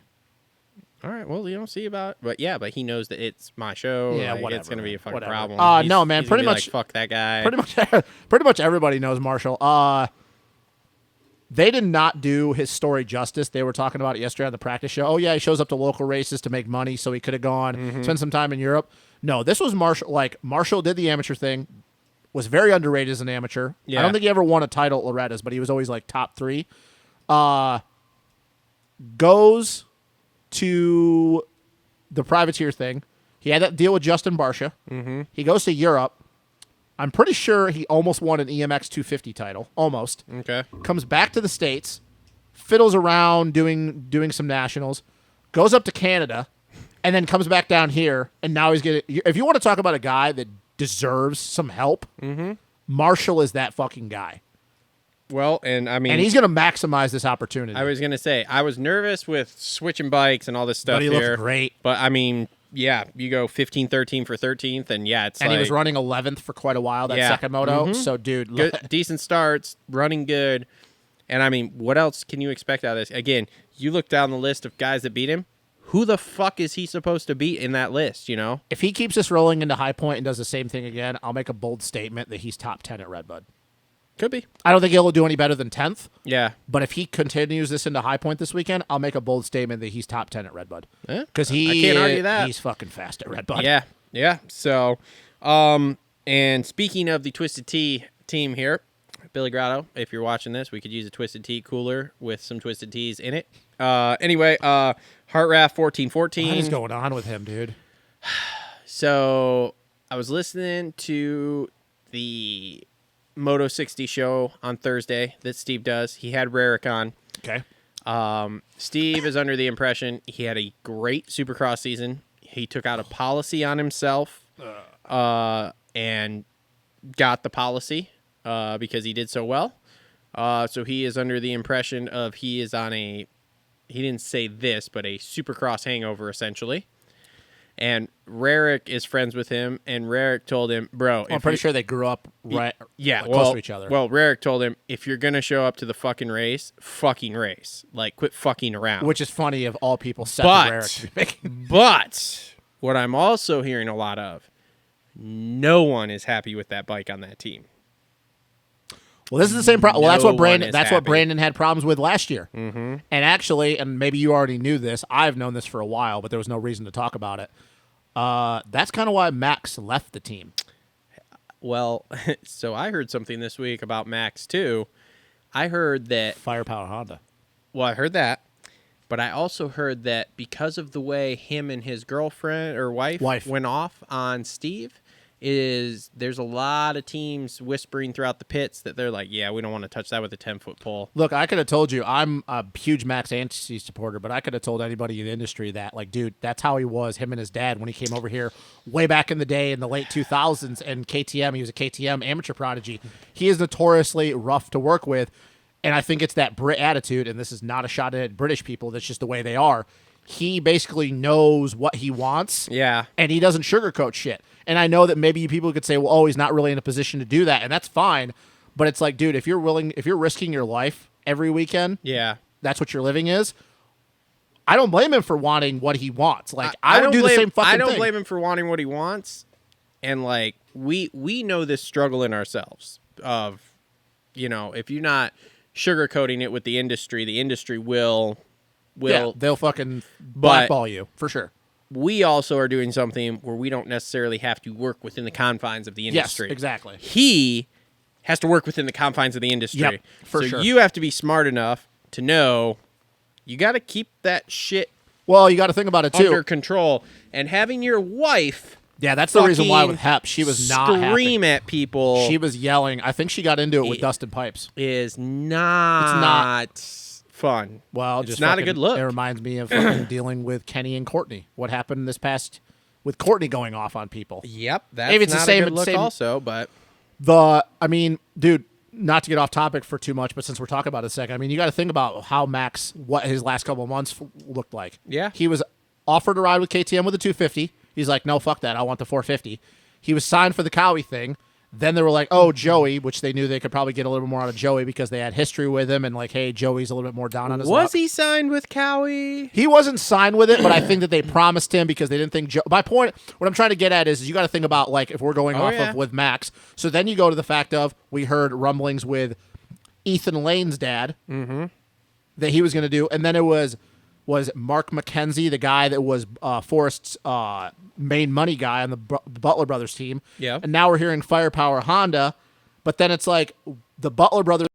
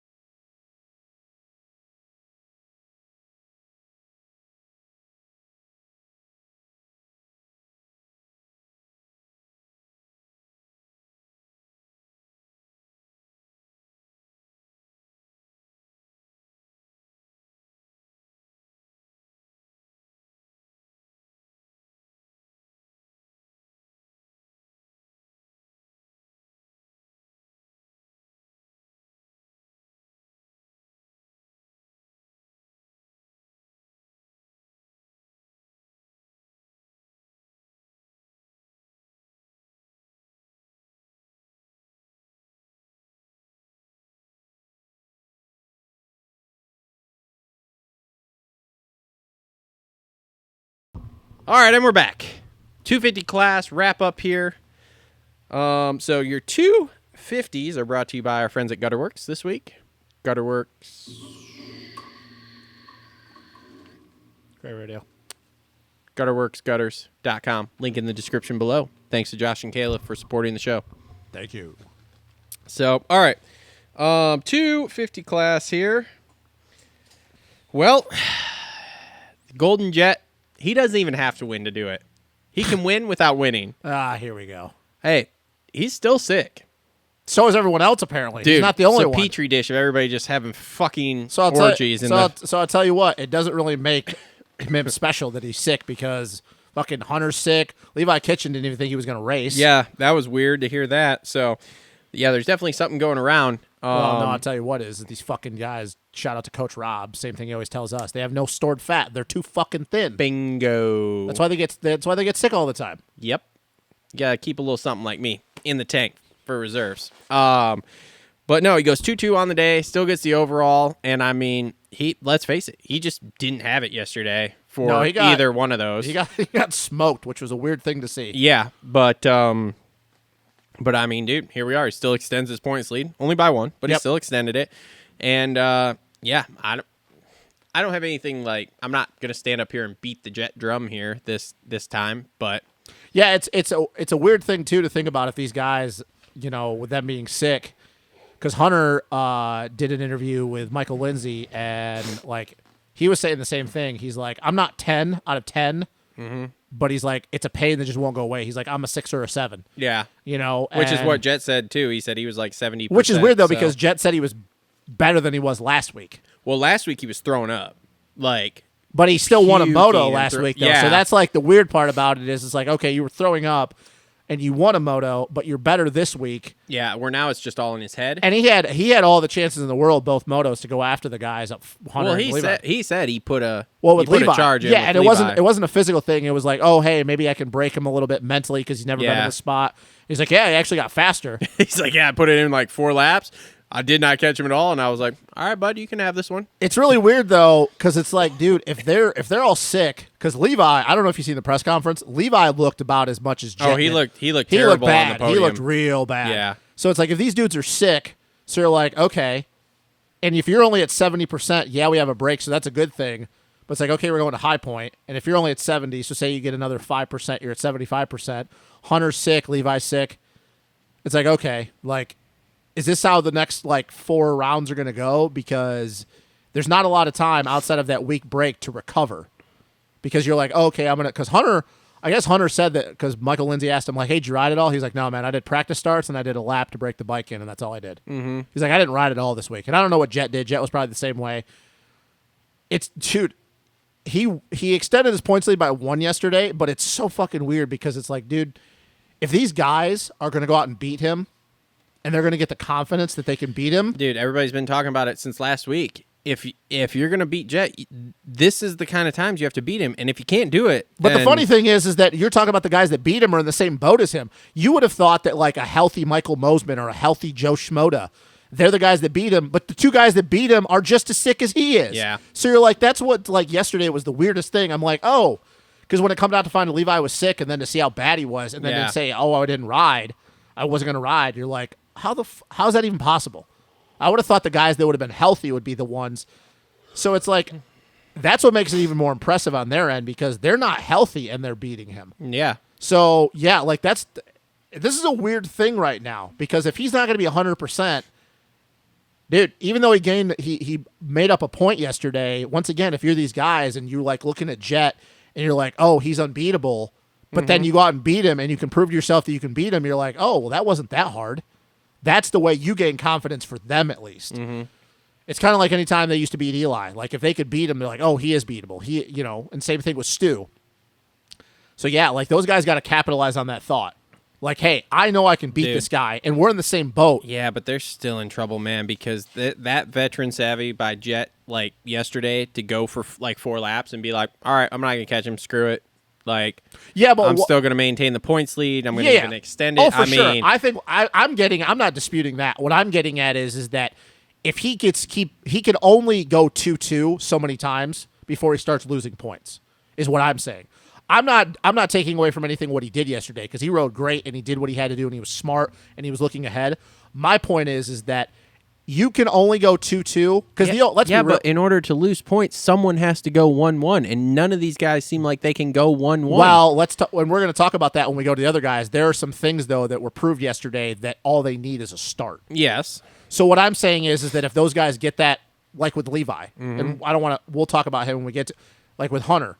If Hunter all of a sudden now, like, hey, I can get a decent start, and I know that feeling, Hunter could go 1-1. I mean, he proved it fucking yesterday. So it's like, yes, you are right. You have to go 1-1. Well, he didn't prove it. He went 4-1. He didn't go 1-1. But he still won a moto, and he still walked away from his brother. Yeah. Is my point. Michael Mosman won a moto last week, too. Yeah, but Mosman's was a little bit different, though, because he was 100%. Hunter did that while being sick. It's the same thing we're talking about with you last week with Jet. Yeah, like, but see, here's the thing, dude. I don't, like, comparing this when they're sick, like, okay, Jet's sick, too. So if Jet goes back to 100%, is his top end speed faster? We don't know. Maybe. I don't know. So, like, there's still some questions here, but there's definitely like a peak, like a hierarchy here that like is not several riders wide. It's like Jet. It's almost like the food pyramid where it's like 1 at the top, and then you go down to 2, and then you got 3. So it's like Jet, and then it's like Hunter and Cooper, and then it's like Kitchen, Mosman. Kitchen proved to me yesterday that if he gets starts and if somehow he's not fucking sick, his speed is just as... He's fucking fast. This is the guy that I was hyping up a lot and talking about, like, hey, I have a lot of confidence in this dude. This is the guy that better jump the leap or I'm going to fucking just flame him on the show after Redbud. Yeah, so Jet, I don't 2 years of build-up. I don't want to talk too much about him before we actually get to him. Jet did what he had to do yesterday. He gained a point on his brother. I just think that we got a little bit of an idea that even though Jet is not 100%, the fact that those guys... Because if they would have beat him while they were 100%, yeah, it'd be like, oh, well, yeah, he's not 100%. So I'm saying is that it's promising for the rest of the summer to know that, guys, he's beatable. Oh, yeah. Because we knew last year he was beatable, but the thing, though, is that one of the guys that beat him isn't even there, and the other guy right now is not the same guy. So, like, when we were talking up here, oh, he's going to win all these races... We now have seen that he is beatable. And it's like you can beat him and you can replicate that. Technically, we're still in the running. We could win 20. No, I don't think. I think yesterday proved that that's not going to happen. Technically could. Technically, yes. You are totally... Technically. You are 100% right. Look, I'm about 15% that we're going to win 20. Yeah. But I'm about 75% that we're going to win half. See, if he goes to High Point this weekend and he goes 2-2 again, then... Yeah. Like I'm still 100% he's going to win the title. For sure. I still have him win the title because right now Hunter is the only guy that's within striking distance. Yeah. But yeah, no, Jet did what he had to do. He gained a point. It was just it was a little shocking to see that he could not make any ground in either moto. Yeah. So, but again, even though he was better this week than he was last week as far as like physical wise for what, with the sickness, he still was not Jet on the podium. No, but neither was Hunter, and neither was Levi. Yeah. So that's Hunter was a weird one because Hunter to me didn't watch the Michael Lindsay video and he looked. I was gonna say on the podium itself, he didn't. It wasn't a bunch different in my opinion. Levi looked fucking terrible. Levi did look terrible. Levi, I was like, holy shit. Like I said, he looked like what Jet did last week. I was gonna say he was exactly like Jet last week. Where I was like, how the fuck did you just do that? But then to think that he did that, you're like, how the fuck did you do that? Mm-hmm. But yeah, I mean, let's just we talked about Jet, jump in Hunter. Yep. So Hunter goes 4-1. Got 2 fucking second starts, overall. man. Gotta get a start. Got to start. Can we just talk about those two winning at life too? I seen the whole Dumb and Dumber thing. Oh my put up god, there. fucking amazing! I don't like the orange gear, the blue gear, the baby blue gear that Hunter was rocking. The whole setup for both of them was Yep. fucking amazing. I just would say awesome. if you're gonna do it, I know you can't do it with the helmet because you have to have the Red Bull design. Do orange boots and blue boots. Go all the. They all had the, them. No, Hunter. I'm saying totally. Hunter's boots weren't totally baby blue. I'm talking about Were they white too? They were. There was a white with accent. I'm saying go the full blue. Hunter's boots were blue, but they weren't the same all the way though. I'm saying go full on. Do you remember SG12s, the Garnet blue boots? They had that. I'm saying go the full blue. So you're literally baby blue from top to bottom outside of the helmet because you can't. Did you see the video they did too, where Jet pulled up on the scooter or whatever? No. Yeah, so because they did the Dumb and Dumber thing. they were wearing Red Bull bicycle helmets, mountain bike helmets or whatever. And yeah, he pulled up on the scooter next to Hunter walking down the road. And then Hunter gets on and he like puts his helmet on backwards and all this shit. It's fucking funny. And they're like wobbling around and everything. And I forget who it was, but somebody commented and they were like, well, the best part is Jet didn't even have to try that hard to ride that shitty. It's just how he is. And I'm like, that's awesome. Look, all I'll say is since you're rocking the all like those very like neon colors, I'm going to be super pissed if Jet or Hunter, but I would see Jet doing this first, doesn't rock that all pink shit. Because Tom VL was rocking this last week in Renee. There's an all literally like super pink, like almost like, what is the, it's not fluorescent, like floral pink. Okay. Tom VL was rocking it in Renee last week. The Alpine Stars stuff? Yeah, the all pink stuff. If Jet or Hunter doesn't rock that at one point this year, I'm going to be super upset. Yeah. I'm sure Hunter will. Yeah, Hunter I want likes to that stuff. Jet doesn't give a shit. Jet Yeah, he just doesn't really wears care, which whatever. is really weird because you figured But Jet. Hunter will wear it. Yeah. So no, but got a Hunter- good start. Yeah, he got a good start, and that as soon as he got that start, I was like, well, he's gonna win this. God, one. he looked good. Yep. Not to say he doesn't ever look good, but it's like harness that feeling. We talk about with Chase being pissed. Hunter, harness that feeling, and now you can replicate it. Yeah. 'Cause- I mean, I think he'll win more this year. Oh, for sure. I do too. He's just got to get off the line. Yeah. Like And- he proved that if he gets, because we all knew he could win, but we just didn't know because he's done it before. Not a lot, but he did it before outdoors. Yeah. But he hadn't done it in a while outside of Southwick last year, and you could just chalk that up to, hey, he's just a sand guy. Mm-hmm. So we kind of knew he could, but we hadn't seen it in a while. So now it's like, oh, now if he gets a start, he's proved he can win and he can do it handily. Mm-hmm. Just got to replicate that. Whatever you did differently, Just do it the same. just do it the same, bro. So Kitchen goes 1-5 for Chef 3. cooked up The some- chef got a new recipe, baby. God, dude. That first moto, Was so good. So good. even being one of the biggest Levi Kitchen supporters out there that I know of, I was shocked that he walked away from Jet and everybody else the way You he and did. me both. And there was at one point Jet started cutting into it a little bit. And Levi's just like, And I was like, okay, here we go. Jet's going. yeah, because he got it down to like, what, 2.3 or 2.4? Yeah, it was something. Because I was watching that real carefully to see. Because Levi was at the end of the mechanics section and Jet was just coming, exiting the corner, so he could see him. Yeah. So I started watching that real carefully, the times, like every 2 seconds I was looking up, just seeing, like if it changed and it started to creep down. I was like, okay, here we go. And then all of a sudden, nope. Levi So, just walked. Levi just And can we talk about how much lower body strength that fucking kid has? a lot. Oh my god, dude! When he rides that thing, he looks like he's riding a bicycle. Like for instance, that staircase section into that wall that they were like banging through and then Honestly, doubling up I'm over. surprised nobody died on that section. Well, I think it was like if you would have faced The it. first moto looked like it was more sketchy than the second Barsha, moto. of course, the one fucking person, he faced the top of it and just. But like if you would have faced it head on, yeah, it would have pitched you forward. But I think that it helped if even when you hung the front wheel, it didn't drop off as hard, so you just Yeah. kind of roll. But you watch Levi though, man, and he was doing so like a lot of people were rolling off that first one and then bouncing in it and then preloading over. He was like riding the rear wheel and then just like, oh, I'm just gonna preload and like bunny hop over the top, and he was just getting the rear wheel over the top so he could set it down in the backside. You're like, what the fuck, dude? How do you do that? Where did that come from? God, that kid's so fun to watch ride, man. Yep. Well, he proved that if he gets started, he can Yeah. win. When he yanked that start, I was like, huh, they've been working on starts this week. And dude, like even the second moto, even though he got fifth, I think, and maybe I'm just hoping, maybe I'm wrong. I think that he spent a little bit too much time behind Joe. I think if he would have zapped Joe earlier, I honestly believe he would have caught Cooper. Yeah. Which means I think because he would have also passed Mosman in the process. Yep. I think if he wouldn't have spent so much time around Joe, because you look at his lap times, he probably would have been on the box. He probably would have been third because he was faster than Mosman and Cooper. Oh, yeah. I just think he spent too much time.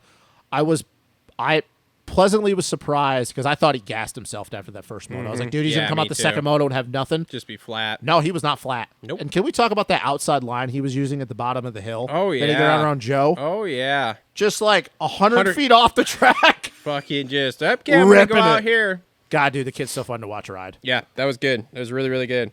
Justin Cooper goes 3-3 for fourth. I mean, He's doing well.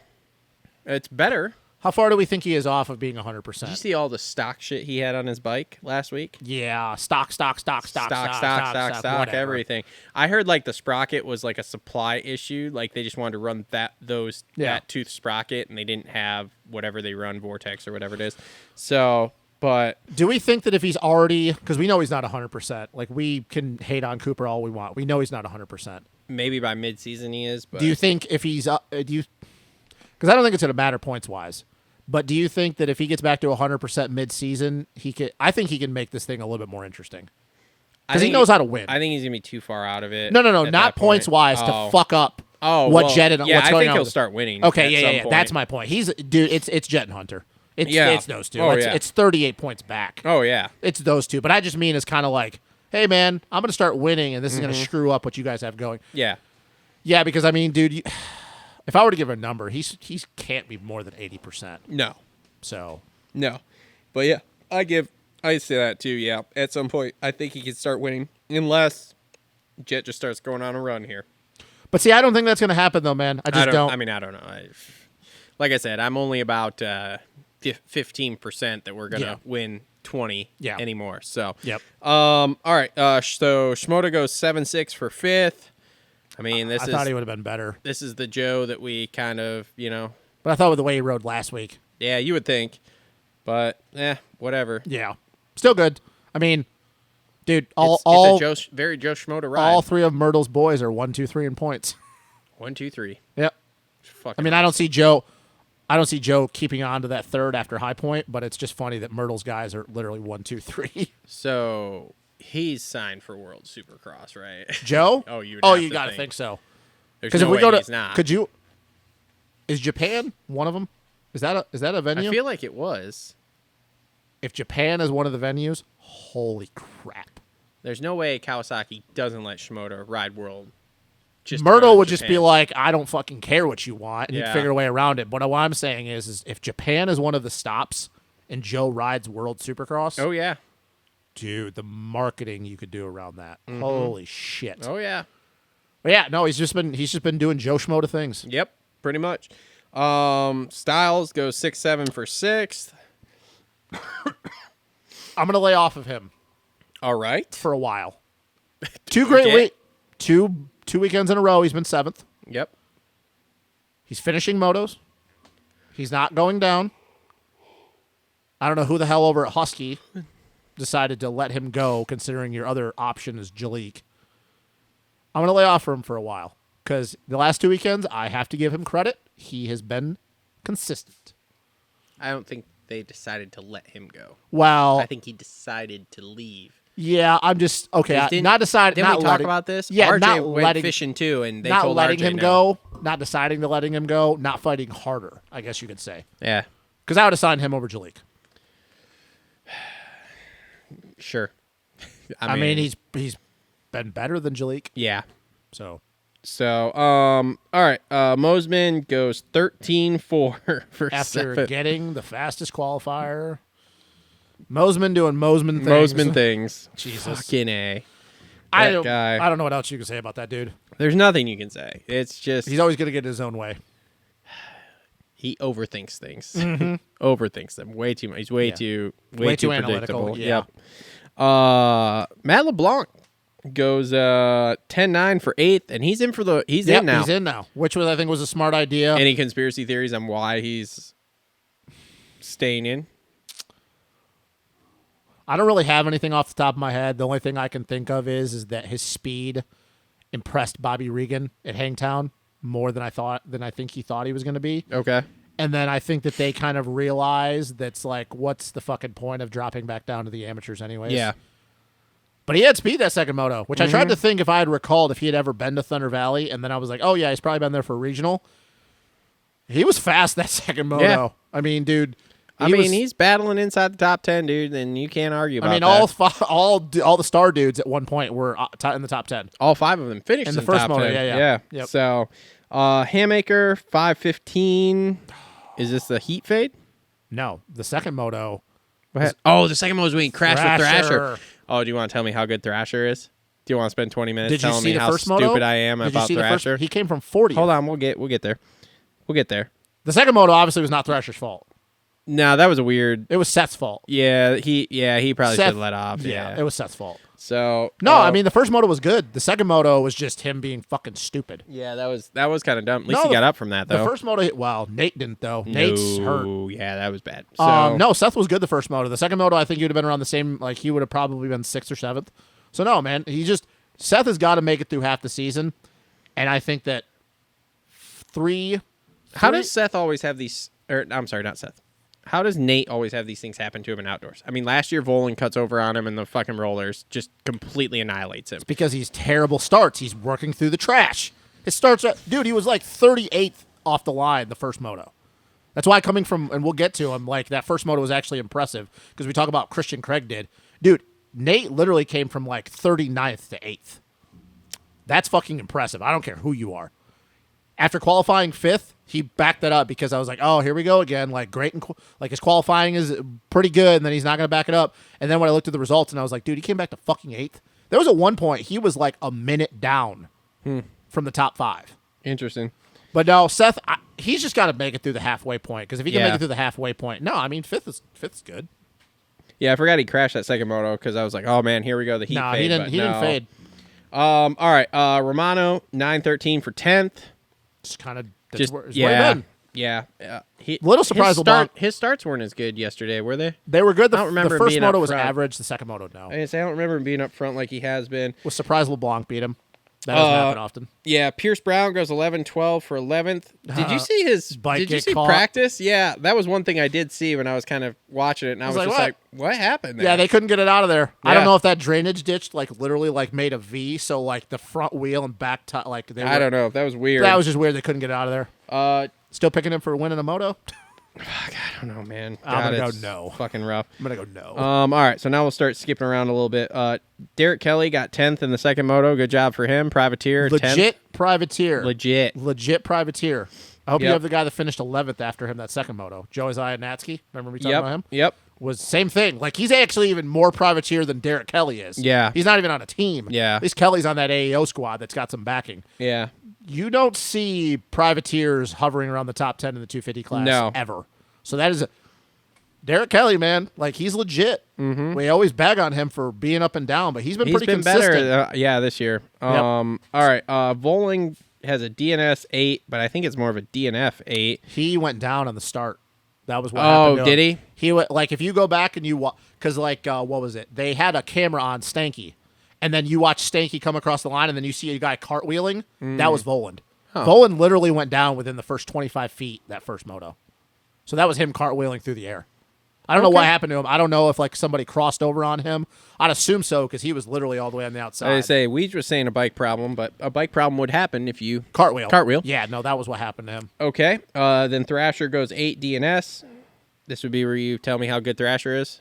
You don't think coming from dead last to 8th the first moto is good? I mean, that's not bad, but then And the second moto wasn't his fault. yeah, that's some weird shit. And And he he got qualified. power bombed by that bike. Did you watch that? Yeah. Holy shit. I will be shocked if we see him next weekend. Yeah, I don't think we're going to. Qualified good though. Qualified 5th. That was impressive. He's not really a qualifying guy in Yeah. outdoors.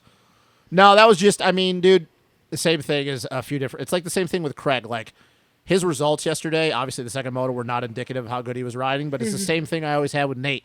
His starts are fucking garbage. I don't know how you on a star bike get 20th place starts. Which if I remember in Supercross, Can we just say maybe he just sucks at fucking starts? Period. he does. End of discussion. But were his starts this bad in Supercross though? I don't feel like they were great because his But results aren't great. But were they? Wow. Yeah, that's true. Whereas I don't remember. His results aren't great. And look, I was nervous that I was wrong on this because of the way you guys treated me in Supercross. And then I was listening to some other stuff from some other people, and they were saying the same shit. And I was like, all right, I'm not wrong on this. I just have a correct opinion, and you guys are wrong. I don't think I'm wrong on it. If your speed is there, but your starts are shit, that is a part of it. So that is not good. But my thing is his speed is not the issue. His starts are the issue. If you tell me that he gets a 10th place start all the time, he's going to be running up front. It's just You what can have all the happens. speed in the world. If you can't get to the front because you can't get a fucking start off the gate, Well, then somehow it does he you got- zero good. Somehow I don't know how the fuck he got to he did what he did in that first moto though. Yeah. I don't know. I don't know. I'm still going to stand by. Nate has the speed to do well. His starts, I just don't understand how you get bad starts on that star bike. I don't know either. It's wild. Well, shit. Okay, so scrolling down through here now, I don't really have anything. Jalik goes 36 DNS. Don't care about Jalik. I don't want to talk about him. He doesn't do anything. Fuck that guy. He doesn't do anything. Why would we talk about him? It's not worth it. He doesn't do anything. He is like the most, I don't want to say worthless because I don't like you, but he's the most worthless factory 250 guy there is. And then when Jet Reynolds jumps into there, then Jet will take that spot. Maybe. What if Jet's just like just gets in and he just starts hucking off finishes? And Jalik just maintains what he's doing. I mean, no. We don't have any data on Jet yet. Well, we do. We have data on him. He broke his wrist in press day in his first Supercross. We have data. We do. I think he's going to be back for Southwick, which is not a great track to come back for your first national. That's a good idea. Yeah. Great idea. I would have waited. First pro national, you're going to Southwick. Yeah, I'd have waited a few rounds. Preston Kilroy was back, but he came back from a bad injury. When is your other boy coming back there? Schwartz? Suzuki? Yeah. I heard Redbud. Okay. All right. God, I can't wait for that. When's Mumford coming back? Is he alive? He's alive. Is he? Apparently, he got injured at the end of Supercross. That's why he's not. No idea. I have no idea. I don't know anything about it. Who else? Who else can I think of? Ty Masterpool obviously hasn't raced the last 2 weekends because he's dealing with that wrist issue. Mm-hmm. Trying to think of who else was in there. Yeah, there really isn't anything else. It's a bunch of privateers that we don't really know much about. Prebula went 38-26. That was an off day. Yeah, that was off. Doesn't his chick do OnlyFans? Isn't that I what we think so. talked about? Yeah, I think All so. Okay. This is what Cole said. I think so. Probably high pace for shit. I don't know. I've known Maybe. Prebula since I he don't was a kid. He's a good dude. He'd be a good person to get on the show. Look, there's nothing bad about your chick selling toe picks to put you through racing, okay? It's fine. That's literally not a dig. I'm literally like, no, all right, I know. cool. I know. No, I'm trying to think of anybody else off the top of my head that like really shocked me, and I can't really think of anybody else. I mean, I know a lot of the guys that were like 10 to 20, but like none of them really had two solid motos. Mm-hmm. Outside of Derek Kelly and Josiah Natsky, like that was impressive. All right, we're on to High Point. Yeah, okay. Who do you think improves for High Point in both classes, and who wins? Well, Jet is going to win. What the? Oh, you're only doing this because you have to stand by the fact that you said he's going to win 20 motos. After when that stops, are you going to start picking someone else? Because I'm sorry, Jet is not winning out, and he's not going to win 20 motos. He only has one more moto to drop. So Jet's going to go 1-1. Okay. And win. Sure. Okay. All right. Okay.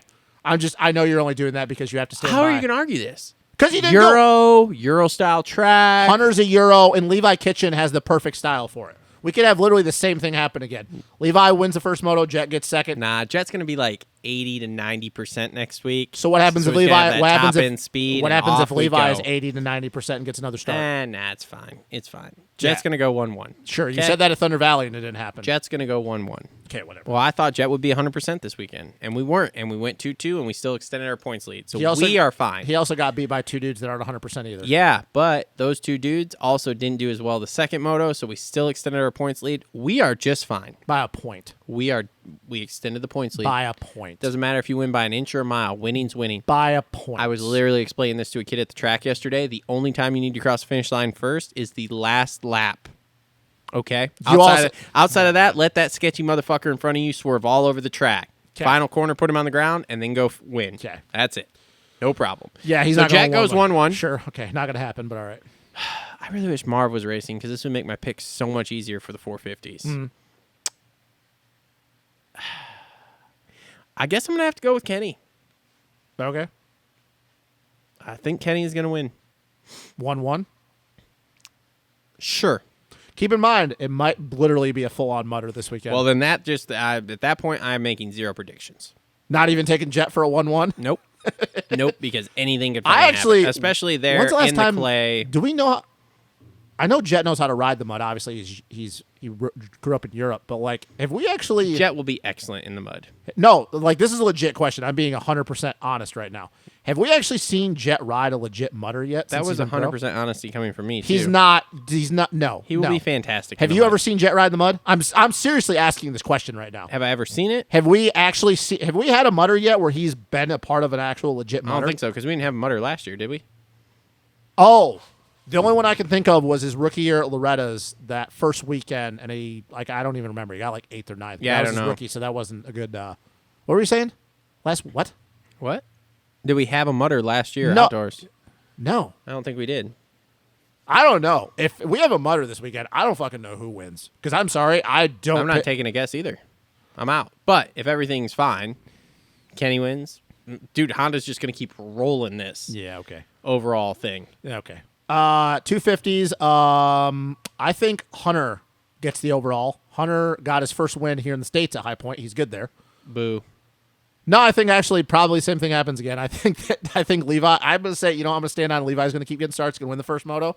Jet's gonna get second. Hunter's gonna win the second moto. Jet's gonna get second. Dude, that's fine. We'll go 2-2 the rest of the year and fucking just win this fucking championship going 2-2. Yeah, it also doesn't look really good when you have to explain to people how'd you win that championship. Oh, I dungeed it.